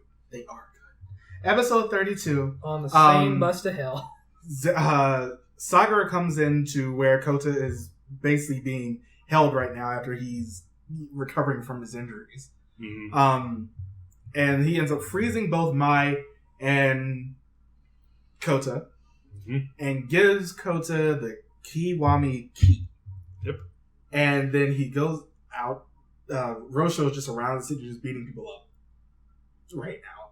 All the riders are out there trying to fight him, and then Gaim comes up with Kiwami arms. Let's talk about Kiwami. Well, before we talk about Kiwami, let's talk about the badass intro he has with going to Kachidoki, which he has to first to use Kiwami. Mm-hmm. And it jumps in the air mid-attack, finishes the slash to Kachidoki, and he blasts Kota in the back, and Kachidoki's like, and? And that's when he activates the lock for Kiwami. Mm-hmm. It becomes Kiwami arms. I love this form. It is a very sleek and nice form. It's one of the few final forms that we get. That It is a final form that is not super bulky and let's put as many things as we can on this to symbolize that this is all of the other things into one thing.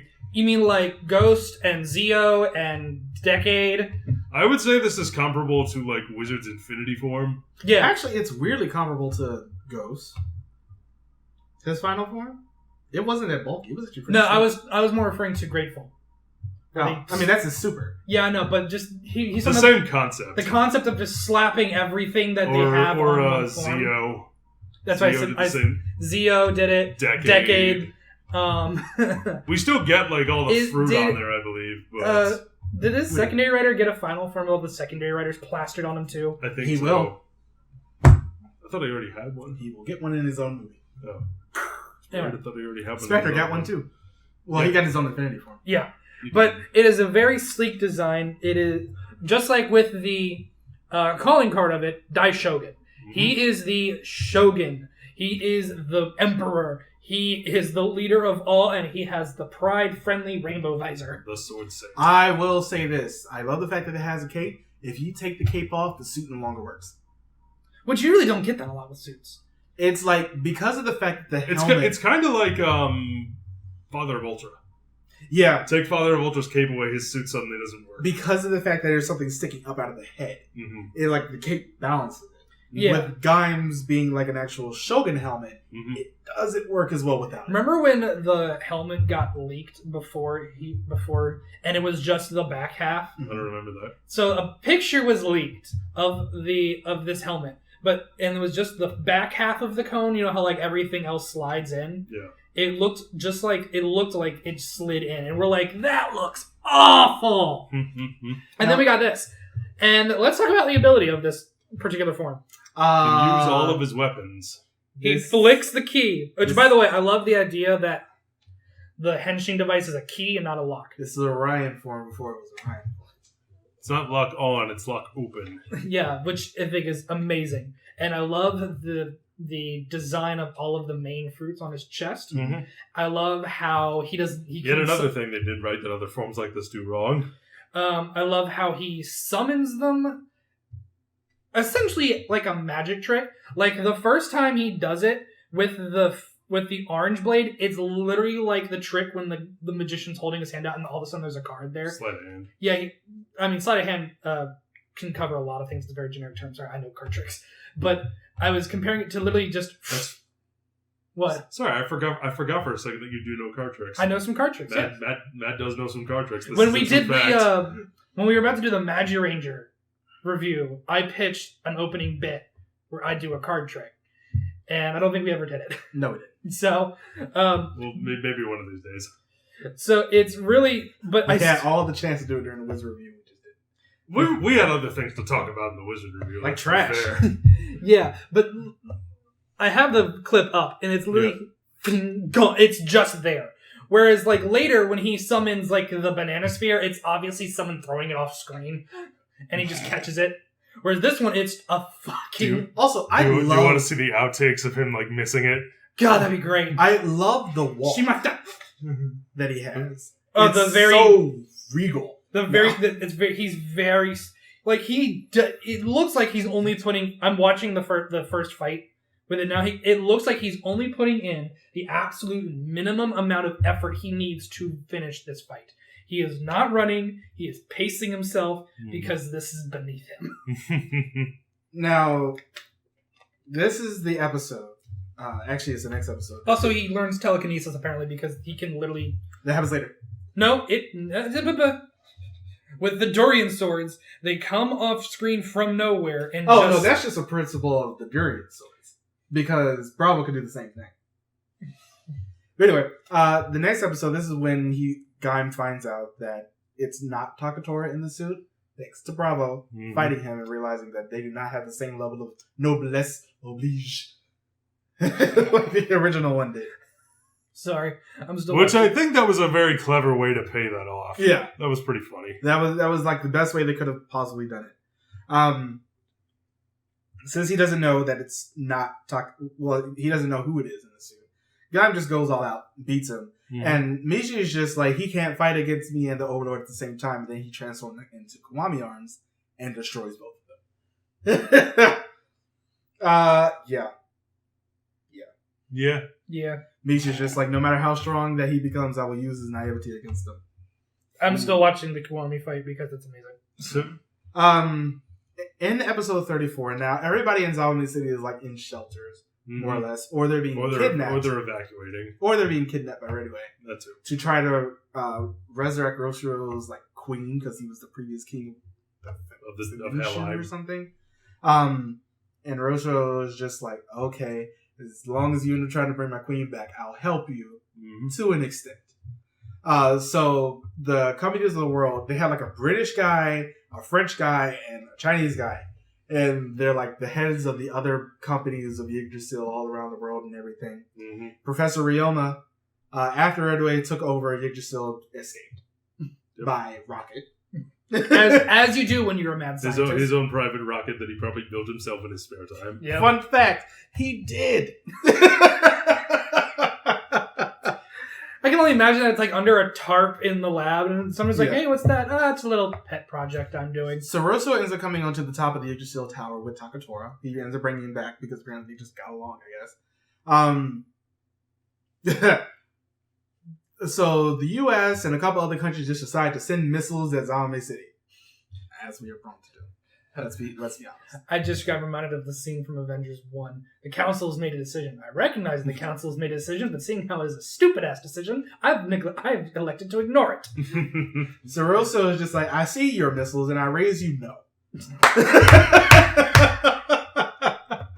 And he pulls a Magneto in first class, and it's just like, And he just ain't gonna happen. Gets rid of the missiles. Now, by this point, Michi has aligned himself with Redway more than anything else. As a bitch does. And he's trying to get the Beat Riders and like you made the Loki comparison. Yeah. How many people did he ally himself with to stay alive? He tries to get the Beat Riders out. Look how it ended up for him. Yep. He got his own series. Michi decided to get his own arc. He reveals that he's the one who betrayed Kota. It was me! And Takatora. It was me, Michi! But it doesn't have the same ring. Takatora is back in the city. Because Michi's a bitch. He ends up going back to his house where we see a whole bunch of dead plants and everything because they live in a mansion. He gets his original Zangetsu belt. Servants have been captured. He gets his original Zangetsu belt and the lock seed. Yep. And then in the next episode, they go and fight each other. He and Michi fight each other. And Michi kicks his ass. No. Takatora kicks his ass. And then he can't kill his brother. Yeah. And so he gets shot into... I swear I thought it was going to be directed by Inoue because that's just like him in all of Fies. So, does he fall into a body of water? He falls into a pier. Ah, yeah. Into a body of water. Into a body of water. Honestly, here, I thought Inoue was writing conspicuous enough that maybe he died, but maybe he swam away. Pretty much. And then Kota AKA runs up. every single episode of Batman the Animated Series. Kota runs up and sees that Takatori's belt has been cut in half, more or less, by Michi. This is just... I really thought that Inoue directed this because if you see a body of water anywhere near a rider, somebody's getting thrown into it in his series. Just the thing that always ends up happening. Because honestly, this is also the same place where they fought the wolf in Geki Ranger. Oh. When it was still him fighting the first time. But they didn't throw anybody into a body of water there. Because they knew it was directing the damn episode. It's just like they can't help themselves. They see a body of water, somebody will be thrown into that body of water. It's just a fact. It's like, God damn it. But yeah, Michi's just like, I'm going to save these certain people, but I'm also going to really try to kill Kota. So, that doesn't happen. But, and then we had to skip the next episode. Episode 38. Episode 37 was the soccer episode. Which is stupid. Was the World Cup in Japan at this time or something? Or I think it was just going on. Was it just going on? Yeah, fair enough. Let's do a lot of. They love their football, which would have made so much more sense to have that in Wizard. It's just that it just didn't match up. It didn't line up. Episode 38 wasn't as popular yet. Is when Sengoku Ryoma comes back because I think it was actually during a play during the time, so that's why we haven't seen him. I thought that was Sagara. No, it was Ryoma. His actor was either doing a play or it might have been around the same time that he was filming Garo. But I think it was actually a play. Yep, he was, for a couple of episodes, he provided voice scenes instead of doing physical acting due to him participating in a play while that took place. I remember you saying it was Sagara, but I think you might have misspoken. Probably. Back when we were in college. But yeah, Mizuzane is steadily going crazy because he keeps seeing Takatori everywhere. As you killed me. You bastard. That was not cool, bro. This is also the episode where it's just Gaim can't kill him like he really needs to, but Michi can do so. So Kiwami Arms is getting overpowered a little bit because Michi just has nothing else to live for anymore because Maisha rejecting him again. Shocker! Pretty much. He keeps thinking that everybody and everything will go his way, and it won't because he's a spoiled rich bitch. So when he and Baron are about to finish, you look at what he's been doing throughout the show. He's been twisting and manipulating everything, and everything has been going his way up to this point because he's been working to make it do that. Yep. And now all of a sudden this happens, and it's just what? This isn't how things are supposed to go. But my plan. But yeah, so it's sort of. I think they got away with doing it in this case where Michi just straight up caught the finisher. Because it's just Kota doesn't have the resolve to actually go through with it, but Michi just does. Which is my biggest issue with Kota. We'll talk about that when we get to him. Because I have issues. And I have issues when we get to Michi as well. But then they decide to go ahead and try to break into the tower to get all the people that were captured, who are providing their life energy to the dead queen, Eroso's. And originally, Redaway was actually going to use Mai in part of this plan. Michi gets winds of that and delivers her to Rosso. And then realizes that was a bad idea because Rosso might not give her back. And there's really nothing that Michi can do. Gee, what did you think was going to happen? He wasn't going to die. Then in episode 40, we're getting close to the end here. Yay. Knuckle gets his own Suika arms. This describes the event in which Yuya became Kamen Rider Gaim in Kota's mind because Redaway after he originally beat another Overlord. This is also the place where it's just we're going to film this place in Ryuki and Ghost and a whole bunch of other places because it has very good lighting. We don't have to pay for Isn't that nice? But this is also the episode where Kota pretty much becomes an overlord, which DJ Sakura basically told him, which was more or less going to happen earlier. Yeah, when he gave him the Kiwami Lock Steam. Yeah, because you have to pretty much use their power to beat them. Yeah.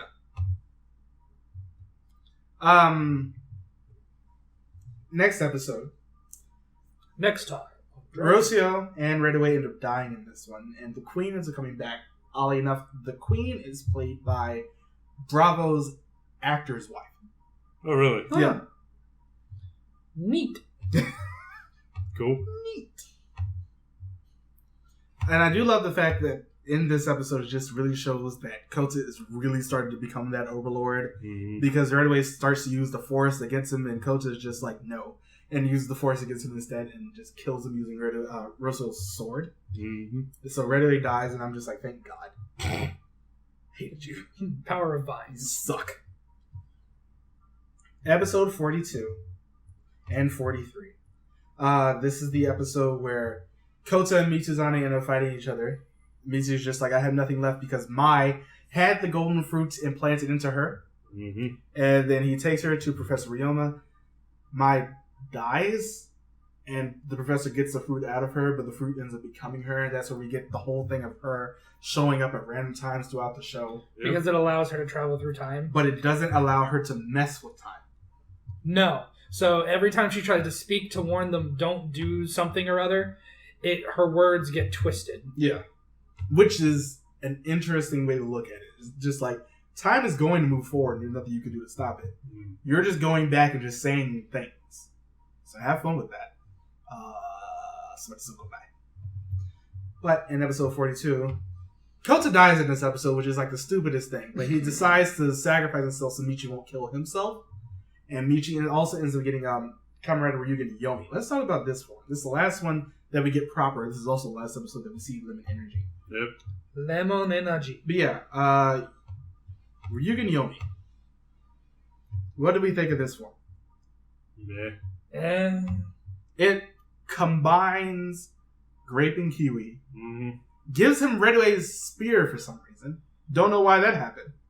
Because it was in the prop department and they didn't have any other ideas. I guess. It's very strong, but it also takes the user's life force, and it's red.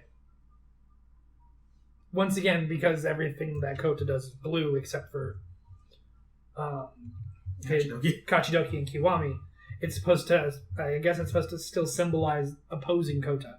I don't mind this form. I think it takes the best thing that they could from Ryugen's normal form and Kiwi's headpiece. Yeah. This is just out of lighting. That's weird. But I don't mind it. But Kota lets himself get stabbed and he dies. And then the next episode, Mai brings him back. Thank you. And then Baron, who was injured earlier by Red Away, Yep. he has a scratch in his arm. And he tries to fight against Ryoma. That does not work. Nope. The injury basically just takes him out. He eats a fruit. And at this point, Marika has decided to follow him. That's her entire story, and I have an issue with that. But this is also the episode where after that fight, Baron eats one of the fruits from Helheim. Mm-hmm. And thanks to the scratch that he got from an Overlord, he turns into an Overlord. Let's talk about his Overlord form. I love it. I love his Overlord form. And I love the good. fact that in Kamen Rider Genesis, like Batroid War Genesis, this was his final form, and it was broken. It wasn't like cheese the survival mode to get the final form for everything like I did with Kaiser. But it's still great. I love this form of his. It is a very good looking form. I love the face that they gave him. I love the face. I love the balance of color. Mm-hmm. I love how they are driving home the Power aspect of it. I was going to say I can't remember the word, but the parallels, that was it. Between him And the actual overlords, Yeah. between the three of them. It's very interesting to see this happen to him, though, because this is the first time that we get A rider as a final villain. the writer, who was the secondary writer throughout the entire show, as the final villain in the main show itself. I think that's extremely interesting, and I'm not sad that they haven't done it again since. I think it works the best for this show proper. And the next few episodes... Oh, he also kills Professor Ryoma in this one. And the professor dies in the most BS way possible. I was punched into a wall and there's an imprint behind me. I shouldn't be able to do anything. I should be soup. Yeah. I'm going to walk a few steps and then fall off a building and then die. After he told Kaito, it was just like, eventually you're going to end up falling. Like me off of this building. That was such bullshit. I was not a fan of that. But in the next few episodes, we can really just sum up the next couple because they happen so damn quickly. They both get their own armies. Baron gets one of the Invest. He ends up turning on everybody. Zack sides with them, but he's just like, I'm going to try my hardest to get rid of him. He wants Baron, the old Baron, back. Yeah, he wants the old Baron back, and it's like, this one's just a destroyer. So he ends up planting a bomb on Baron's belt. Sorry, I just thought of Sledge. It's a bomb! He ends up planting a bomb on the belt first. Marika gets it. Apparently, both hers and Baron live in energies. Like, their drivers were broken earlier by Ryoma, but then she took Ryoma's after he died.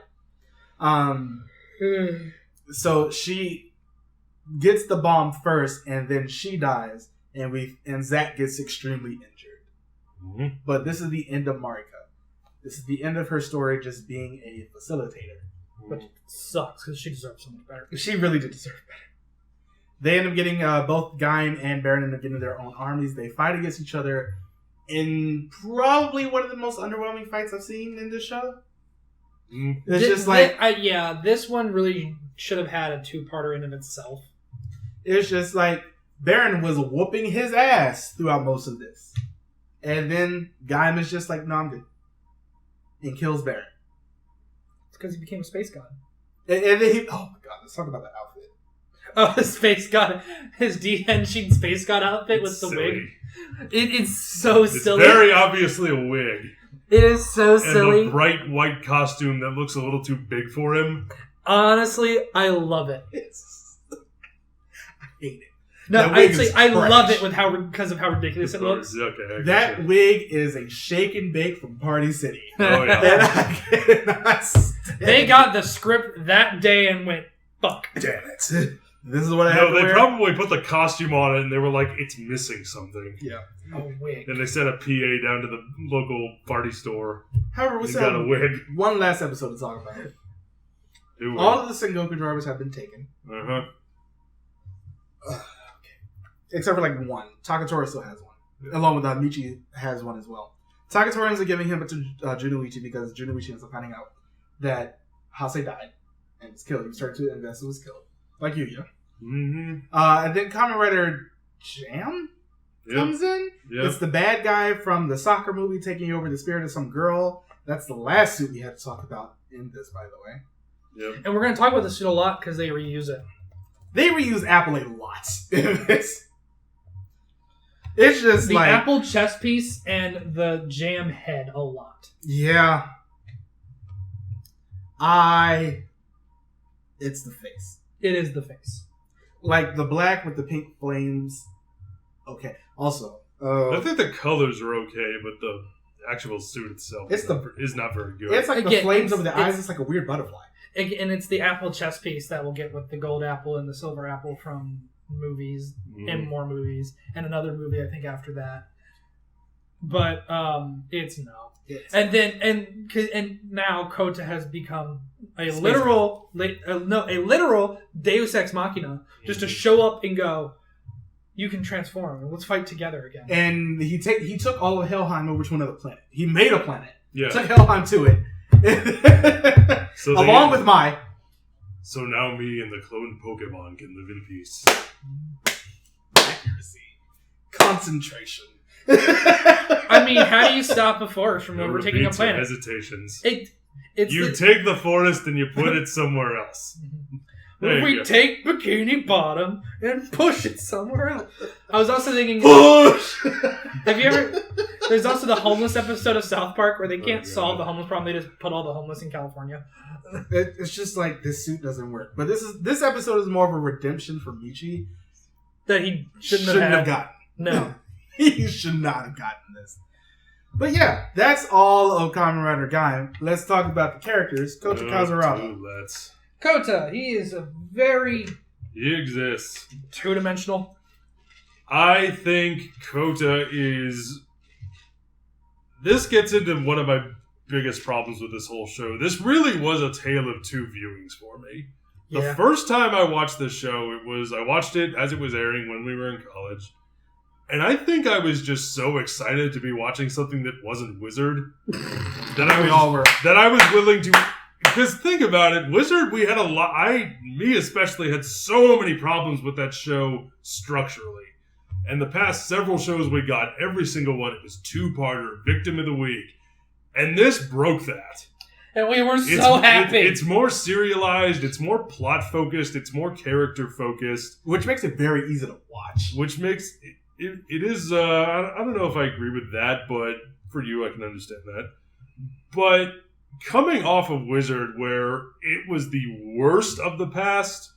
several seasons where it just took all the problems that I'd had with them and just said, hey, let's take that and make a show out of it. And then coming to Gaim, and it was like, oh my goodness, it's so refreshing and different. It was a breath of fresh air. It was a breath of fresh air, but then you go and watch it. I went and I watched it again for this. Goodness, I don't think this show is very good. Upon rewatching it, I don't think this show is very good, and most of that has to do with the script. I don't think Orobuchi is a good writer. I think this is the best thing he's ever written, but I don't think he's a good writer. But we're talking about Kota here. I know, and I'm getting to that. He's very good at setting things up. Kota is a character that I think is established very well early on. I think he has enough of an arc throughout the show that he's certainly more dynamic than previous writers we'd had in past seasons. Mm-hmm. I think he's okay. I think he's fine. He may be a little on the two-dimensional side, but I don't think there's anything inherently wrong with that. My issue with him is the fact, and this does end up coming down that to he can't follow through with what needs to be done? Sort of. And this really ties into Michi. For me, this ties into a problem with the scripts. It's sort of a problem with both. But my issue is they kept giving Michi chances. Even after they found out that he was going to decide with the people that were going to destroy the world. I'm sitting here like, you should have killed him. Very early on. And this is the problem. Like, I'm sitting here watching this. I got frustrated watching him just constantly give him chances. Watching Baron not kill him. Watching his brother not kill him. Watch other characters not kill him. And I'm just sitting here like, it would have made more sense to get rid of this character who was kill him, or at least incapacitate him, or take him out of the story in some way. That didn't happen. Do what you did to Hase. Break the driver. It's like that didn't happen to. But this is mostly dealing with Kota here. It's just like Kota he's too forgiving in some cases, and that was an issue I had here. It's just like sometimes, and they showed this throughout the show. Even though some of those other characters might have gotten killed. Also, Takatori came back at the end, by the way. He was just in a coma and he woke up. It's just like, stop giving characters chances. Some people are irredeemable. As we saw with Sid. As we really should have saw with Michi. But it's just like, you wanted him to be good so bad that it really started to reflect bad on you. And it got in your way a lot. So, but that's him. Let's talk about Baron. Kaito. Sorry, I'm not going to get to say what I want to go ahead about Kota. We're just going to move. I agree with that. He needed to follow through on some things. He takes this responsibility and he openly says, I will bear this on my shoulders. You've got to be mentally prepared to do what needs to be done. But I enjoyed watching the growth of him as a character, from the guy who just wants to help people to the guy who's actually will do what it needs to help people. Sacrifice his own humanity. Sacrifice his own humanity. Because he's very much like Blade in that aspect. He would rather give himself to the dark side than condemn one of his friends who's gone dark. But the difference between him and Blade, it's like... Chalice wasn't a bad character. He was legitimately a good guy. It's just he had no choice with the actions that he did. With Michi here... And can we talk about Baron after Michi? Because we keep going back to Michi. Can we just get all of our thoughts on Michi out of the way? Yeah, let's go ahead and do Michi. We'll go to Okay. Michi. But yeah, it's just like So there's to the your- difference between Kenzaki and Kota is just like But to kind of counteract that, it's very much that comparison to Loki and how Jacob was talking about. He has made these plans that keep working, and he has no reason to believe why the next one won't. And he gets what he wants, not because he's necessarily spoiled, just because he's thought it through, because he was right on a lot of the cases. Like, Kota was naive. Kota didn't do what needed to be done, like I just said. So I can understand his frustration. Now, when he sided with the overlords, you're right. At that point, he has made his choice. he has no more chances. Yeah. But it's a lot easier to say that when you're on the outside looking in. You have to remember that. It's a lot easier to say that. Because even with the people looking in, Baron was like, if I see you again, you're dead. That, see, you identify more as a Baron type character, in my personal opinion. I mean, I do. I can kind of understand if somebody I've known for that long was going down a path like that, I would try at every point possible to get him to come back. I don't know. It's facilitating genocide. I know. Jacob, what are your thoughts on Michi? I think you with the Loki comparison, I think that's a pretty good point, because you look at a character like Loki who is a manipulator and a schemer and works behind the scenes, but eventually does wind up redeeming himself. And I know I keep coming back to this, but the way a lot of these characters are written, they're all set up very well, but none of them I feel are paid off in a way that I feel is appropriate for this story. I feel like with Michi, Marcus, I think you brought up a great point of they should have killed him earlier, or at least incapacitated him in some way earlier. I think we need to do a how will we fix on Gaim. We probably could, but getting back to what you were saying, Marcus, I think that he comes back a little too much. This would be like, it's kind of like if I could make another Marvel comparison, it's like if Loki were still a villain by the time Infinity War came around. Yeah. Mm-hmm. It's like by this point, it's like, what are we even doing? And that's the problem with the two mediums that we have before us. It sort of felt like we were just running in place. Mm-hmm. But again, like I'm saying, that's the problem with we have the two different mediums that we have. When it came to like the Marvel movies, Loki only was in it for overall, what? I would say maybe 20% of the overall MCU in the last 22 movies. Something like that. 1, 2, like 5 movies. So like 20% or such. Mm-hmm. Whereas Michi is in like 90% of the show. Mm-hmm. If he was much more in the back seat of a character, Mm-hmm. and this happened a little less, Mm-hmm. I think the redemption at the end wouldn't feel so unjustified or undeserved. Mm-hmm. It's because he was such a foreground character.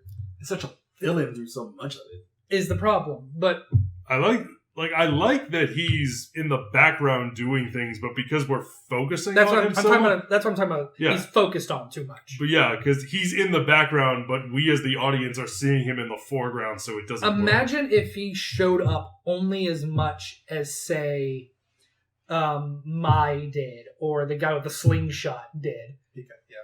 In terms of focus. Mm-hmm. But like but then it came out, and he's like, I'm with the overlords. So At that point, again, that's your thing, but we don't know. We wouldn't know enough about him, and then it's not. If he just said, "I'm siding with the overlords because I want to live," and it doesn't. This is a war. We're not going to win. That's another thing. instead, a lot of his aims were straight up selfish. No, because he wanted to get mine. Yeah, that's the thing. He was given the wrong motives. Like I said, if he wasn't the focus character so much, I think that would have improved him. Mm-hmm. But I think we've talked about the bitch enough. Let's talk about Baron. I really didn't. On re-going through this, I like, and I also don't like the fact that he was the final villain. I don't mind him being the final villain. I have a problem with him being the final villain when the overlords are already there. because upon rewatch, even when I first saw the show, I remember the Overlords just never worked for me as villains. It just kind of felt like they cluttered up the story a little too much. I think they were there for the specific reason to draw the parallel. That was like their whole point. I feel like you could have done it without that. Because I think if you're gonna make one of the writers the final villain, I think that honestly should have gone to Michi. Maybe because he doesn't getting the power up forms like Baron and like Gaim, but he wants to, and so he then becomes an overlord. But on the other hand, essentially take Hase's plot, give it to Michi, make it better. I appreciated Baron because it felt like you said, it felt natural. It felt natural for his character. It did. It's like this is something that he was obviously going to end up leading up towards. There was no way we were getting around this. He was going to become the final villain. Mm-hmm. Unlike Kusaka, though, there was no break to get. There was no Kit Kat. So we ended up having Baron. That's a snap joke. But we ended up having Baron. It's just like he was the best villain that this story really could have gotten at the end of the day. Because it worked for him. It's just like, I knew you were going to get there. I agree. I just wish it was done better. It could have been done a little bit better. I think if the Overlords were maybe introduced a little sooner. Yeah, they came in very late. I don't know that. I just feel like the story would have been better without them. Because for me, they didn't add anything. I think really you only needed maybe one or two of them. You didn't need the first one. The show. Really, I think Roshiro made the most sense. Because that parallel to Kota was strong. And it was something that really could have worked. Honestly, better. I think... But do you really need a parallel to Kota? No, I think the parallels were not needed. I feel like it would have been better if he would actually have a chance to talk to him. He never got a chance to talk to Roshiro. Because honestly, what they were trying to do with those three parallels is kind of just, I think, if you think about it, those who do not learn from history are doomed to repeat it. Yeah. Oh, yeah. That's exactly what they were leading up to. It was like, this is your possible future. This is the future. They're staring at their future selves. If they do not reflect upon what they have done, this is the curse, quote unquote, of the. It is as the forbidden fruit in the Garden of Eden, the curse of knowledge. Mm-hmm. Now, a couple of these characters I am going to launch together, but not the next one. Zangetsu, Takatori. I liked him. I loved his character arc.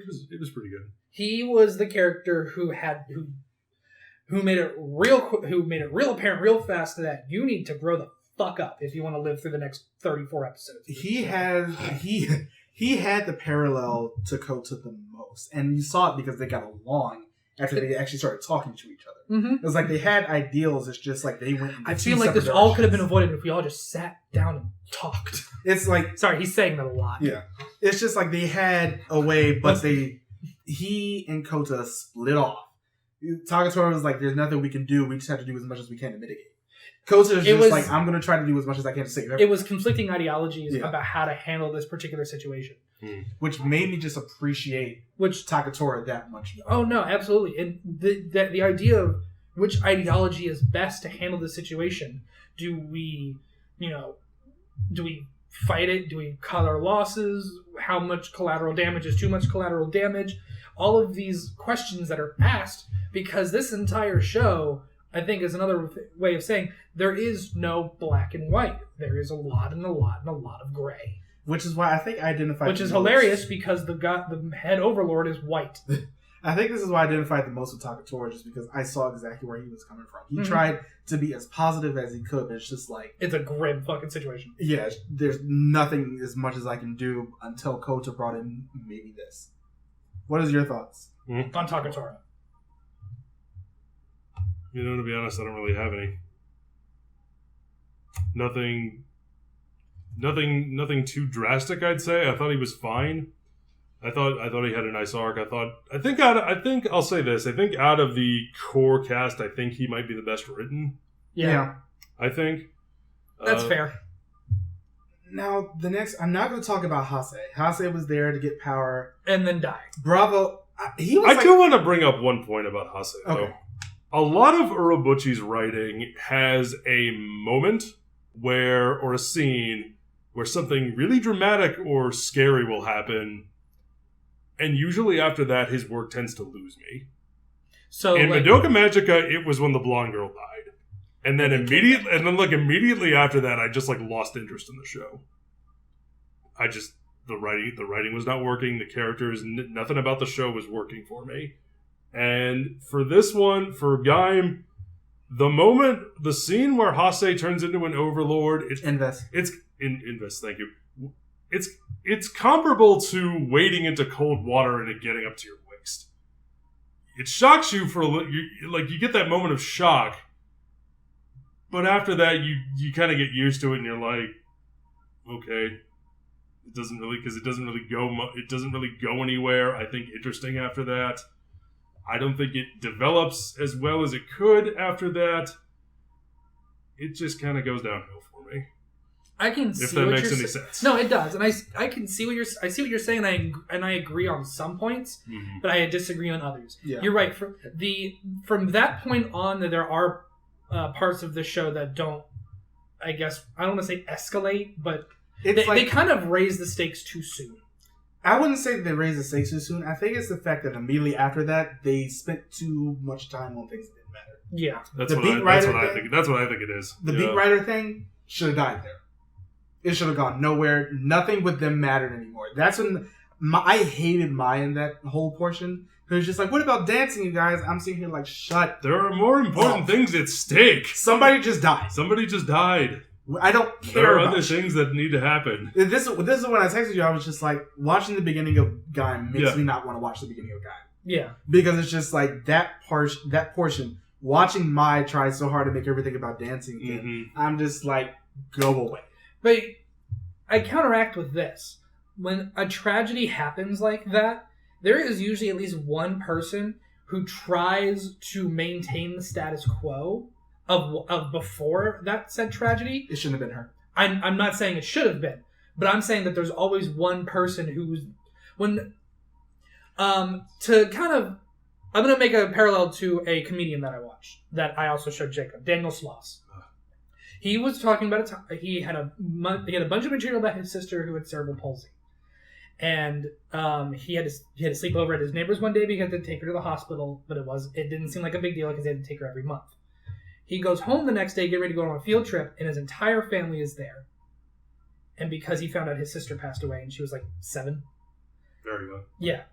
And what does he immediately start doing? He starts telling jokes because that's what his family always did. And he doesn't understand. He didn't understand why they weren't doing it anymore. And there's always that one person who wants to maintain the status quo, only either because they're in denial about what has happened, or they want to make sure that the life they had before can still be the life they have after. This should have been Michi and not mine.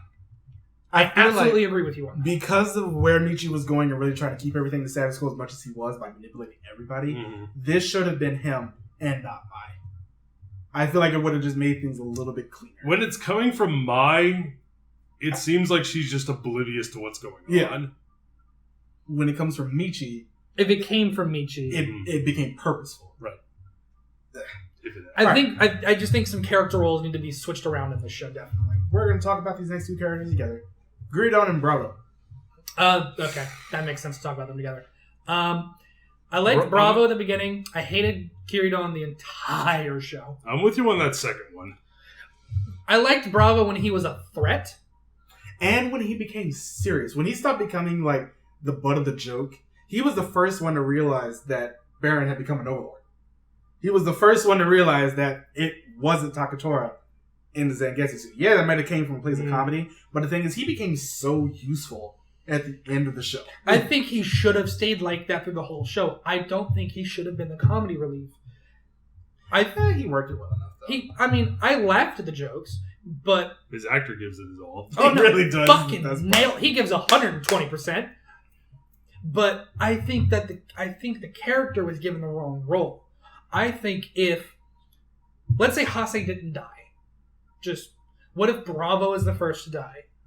And that drives it home more because he was skilled, he was powerful, he was a threat. And if he gets wiped out like that, that's much more of an impact. And then Hase and Kiridon being this comedy relief duo is already kind of what they were doing with their whole shtick about getting stronger. Kind of like a Bulk and Skull aspect where they're doing training and they're doing silly things to get stronger. I think that would have worked better.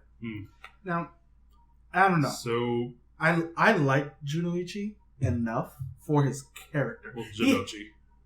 He had this moment Acorn. in the in the thing where like they're all dancing. Yeah. And he was the one who originally like put the invest on all of them. And then his teammates go and grab him, and he wasn't about to dance, and he just gets into it. I thought that was one of the funniest things, just because he got. He's into also it the so only much. guy on his team. Yeah, but I liked him, and I liked their relationship and how much it built him up. My problem is throughout that the the show. most useful he has been as a Kamen Rider was when Kiwami summoned the hammer and kicked it into somebody. That was the most useful he has ever been in a fight. I would disagree. It was the time when they were storming the tower, and he and Orin stayed behind first to make sure everybody actually got to the tower. So we actually thought they were all about to die, and they didn't. So I was actually sort of happy about that. I mean, that's fair, but I meant, and just overall, that seems like to be the most useful thing he ever did. The most memorable thing he ever did. I still liked him. I don't know why I liked him. Like, I didn't like him like, oh my god, he's like the best character ever. But I liked him. You didn't hate him. I appreciated him You didn't hate for him. what he brought. Yeah. I despised him. Let's talk about the next character by himself, and then we're going to talk about the I three. suppose I could get a word in. Oh, go ahead. That's how I feel about Kota. Fair enough.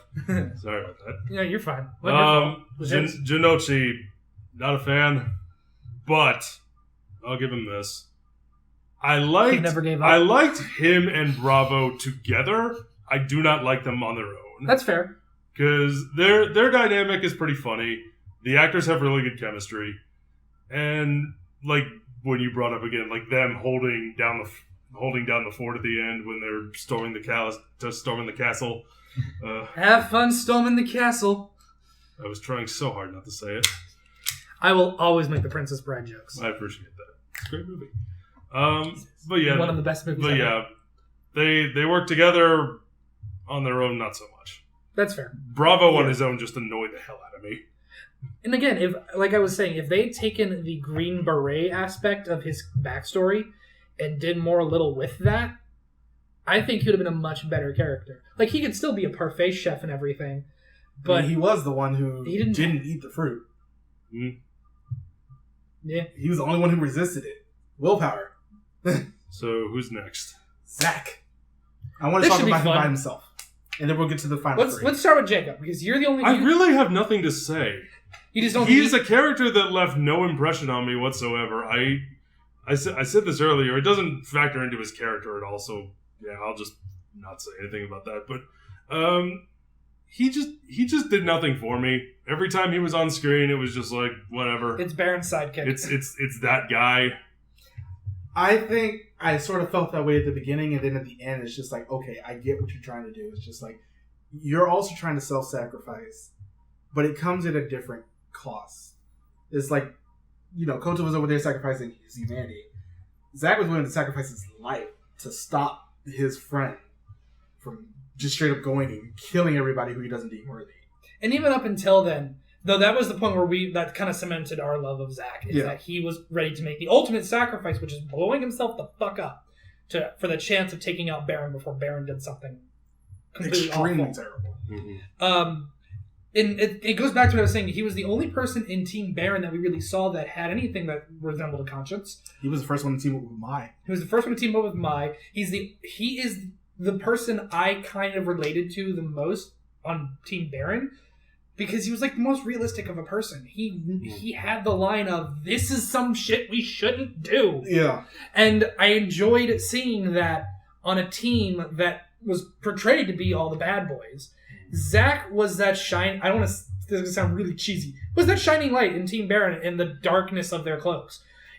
He is the guy, he's essentially Kota if Kota never got to be Gaim. Yeah, he really is. He is the main character of his own show that we haven't watched. Until we got his movie, which we did watch. And he was the main character of his own show he was the main character I think we deserved. Because the difference between him and Kota, because they have pretty much the same ideology of helping people, is that Coach... Let's put it this way. If he was in Coach's position, Michi would have died halfway through the show. He would have said, "You've lost your mind. You're done." That is why I like Zach. He is the main character I think Gaim deserved.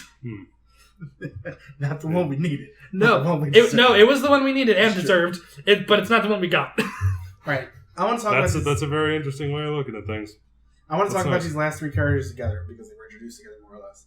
Ryoma, Sid, Yoko. Let's talk about Ryoma first. He was the mad scientist. The mad scientist. And he did it very well, but he wasn't much else. Yeah.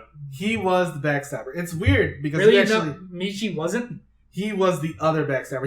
He was a lot more... I'll take that. He was the side stabber. He was a lot more obvious with it. Oh, no, yeah. He'll stab you in the back while staring you in the face. Yeah. And telling you I'm stabbing you in the back. You actually see some of the backstory between him and Takatori earlier when Takatori first transforms and gets injured. Mm-hmm. Ryoma is really worried about him, and he also had this plan to make all these drivers, but he knew that he would have to kill all these people. Takatori got on that later, but it was because of Takatori's initial rejection that Ryoma became the way that he was. Much more crazy and just much more willing to do anything. He found out about the Overlords fairly early, and then just sat on that information. But Sid, he was a lackey, and he died. He was such a lackey, and he hated it. He was a cannon fodder character if I've ever seen one. He was the one to show how strong the Overlords were. I really wish he wasn't the Energy Rider. I much rather would have preferred it if he was that dealer character the entire time. It would have been absolutely hilarious when the Overlords and really started happening. He kind of just went, and someone's like, "We need new locks," and he's like, "You kidding? I'm getting the fuck out of here!" And he bolts. He's like, "I just wanted to make money," and he gets the fuck out. He's an opportunistic person. The whole thing with Michi. Oh no, absolutely. And then I'm just going to leave this here and see what happens. And then he got his ass beaten by Kota. He's sort of a coward. But the thing is, he thought he could be so powerful if he got the fruit, and there was nothing that could stand in his way except a cliff. Two, technically. 2 cliffs. And then it was one cliff again. 2 halves of one cliff. Anyway. And then, probably the most disappointing character. Just because of what they didn't do with her. Yoko. She deserved so much more. She deserved to be more than... I'm going to be your facilitator. I want to see where you're going to go. My whole character is tied into a guy. And we talked about this a while ago in a rant. Yeah. She deserved more. She deserved a lot more. What did you think of Sid? Did you really get to voice your opinion? No, you pretty much said everything. Okay. Just want to make sure. I think she was capable of so much more. And the thing is, they sort of alluded to that. Ryoma is just you haven't shown me your full power with that lock seed yet. I wonder what you're going to do. Nothing. Answer that question. 0. She could have taken out, given her the goddamn Kajidoki bullshit. It's funny because Zangetsu got one later. Yeah, he did. Yoko was just wasted potential. She was. And that makes me sad. Do you disagree with any of this? No, you pretty much summed it up. Here's a nail, or hitting it on the head. Well, Gaim as a whole. No more characters to talk about? Are you sure? Because we didn't talk about Mai. There's nothing to say. Who cares? We've said all we needed to say about her, I feel. Gaim as a whole. Valid. Matt, upon rewatch and after all this review and critique, do you still think this is your favorite Kamen Rider? It's still up there. Okay. For the same reason Kyoryuger is. Okay. It was still a fun ride. The aesthetics are great in my opinion, minus the Zords and Kyoryuger. Go check out our tier list on that. I still love this show for taking a concept that seemed so ridiculous and making it so memorable. Because again, Udo Butchie, the toys were already designed when this was given to Butchie. He did the best he could. He did the best that he could with a fruit-based show and incorporating these mythologies into it. And I think this script has a lot of problems that I did not see on the first viewing because there's absolutely a difference of watching a show week by week and binging it all the way through. Yeah, like when you had to wait for the final film to show up a week later. Shut up. I'm still pissed about that. But I still think this is a being an A-ranked show, if for the tier, only because of everything that it did right, despite what was going against it. Jacob, go next. It kind of hurts me to say this because I know I've praised this show a lot in previous videos. Your opinions can change. But that's the truth. They're always subject to change. But on rewatch, I don't think this show is very good. I think the writing is extremely weak. I don't think the characters are particularly strong. And some of the action is good, but there's nothing about this show that really makes me want to go back and watch it again. There's nothing that really held my attention as I was watching it. So, unfortunately, yeah, Gaim on the second viewing was a miss for me. Yeah, I'm going to end up having to agree. When I originally did my tier list for all the Kamen Rider shows, I put this show in C. And the reason I put it there is because, like we mentioned during a review, I watched Monica already. Mm-hmm. And this show is a lot like that. So I'm just sitting here watching this. It's like there are so many parallels. Kota's obviously Monica. There's Sagara being Kyubey. It's just like it's so obvious how the show worked itself in. Mm-hmm. And he does have a particular writing style. I think Psychopath is him as well. Yeah. I think one of the things that... Hold on. No, sorry. I'm just... Because I wasn't... No, it's just like to that point. There are things about this show that I'm just sitting here like, I've already seen this. And I've seen it done better. I think Monica works for me a lot better in this case because the show is shorter. Yeah, that Monica's 12 episodes where this was what, 50? 40? 12 episodes in a movie. 47. 47? 45. If you take out the specials. Let me ask you this, Marcus. Did you watch Monica first or Gaim first? I watched Monica first. I think that is the difference between you and me. I watched Monica, I think, 2 years after Gaim. Because it was about a year after Gaim. Or what? I'm trying to remember. When Monica, I believe, was 2012. I know. The show finished in 2014. But, when in 2014 versus senior week in college, because that's when you made me binge all of Monica. We did it in one day.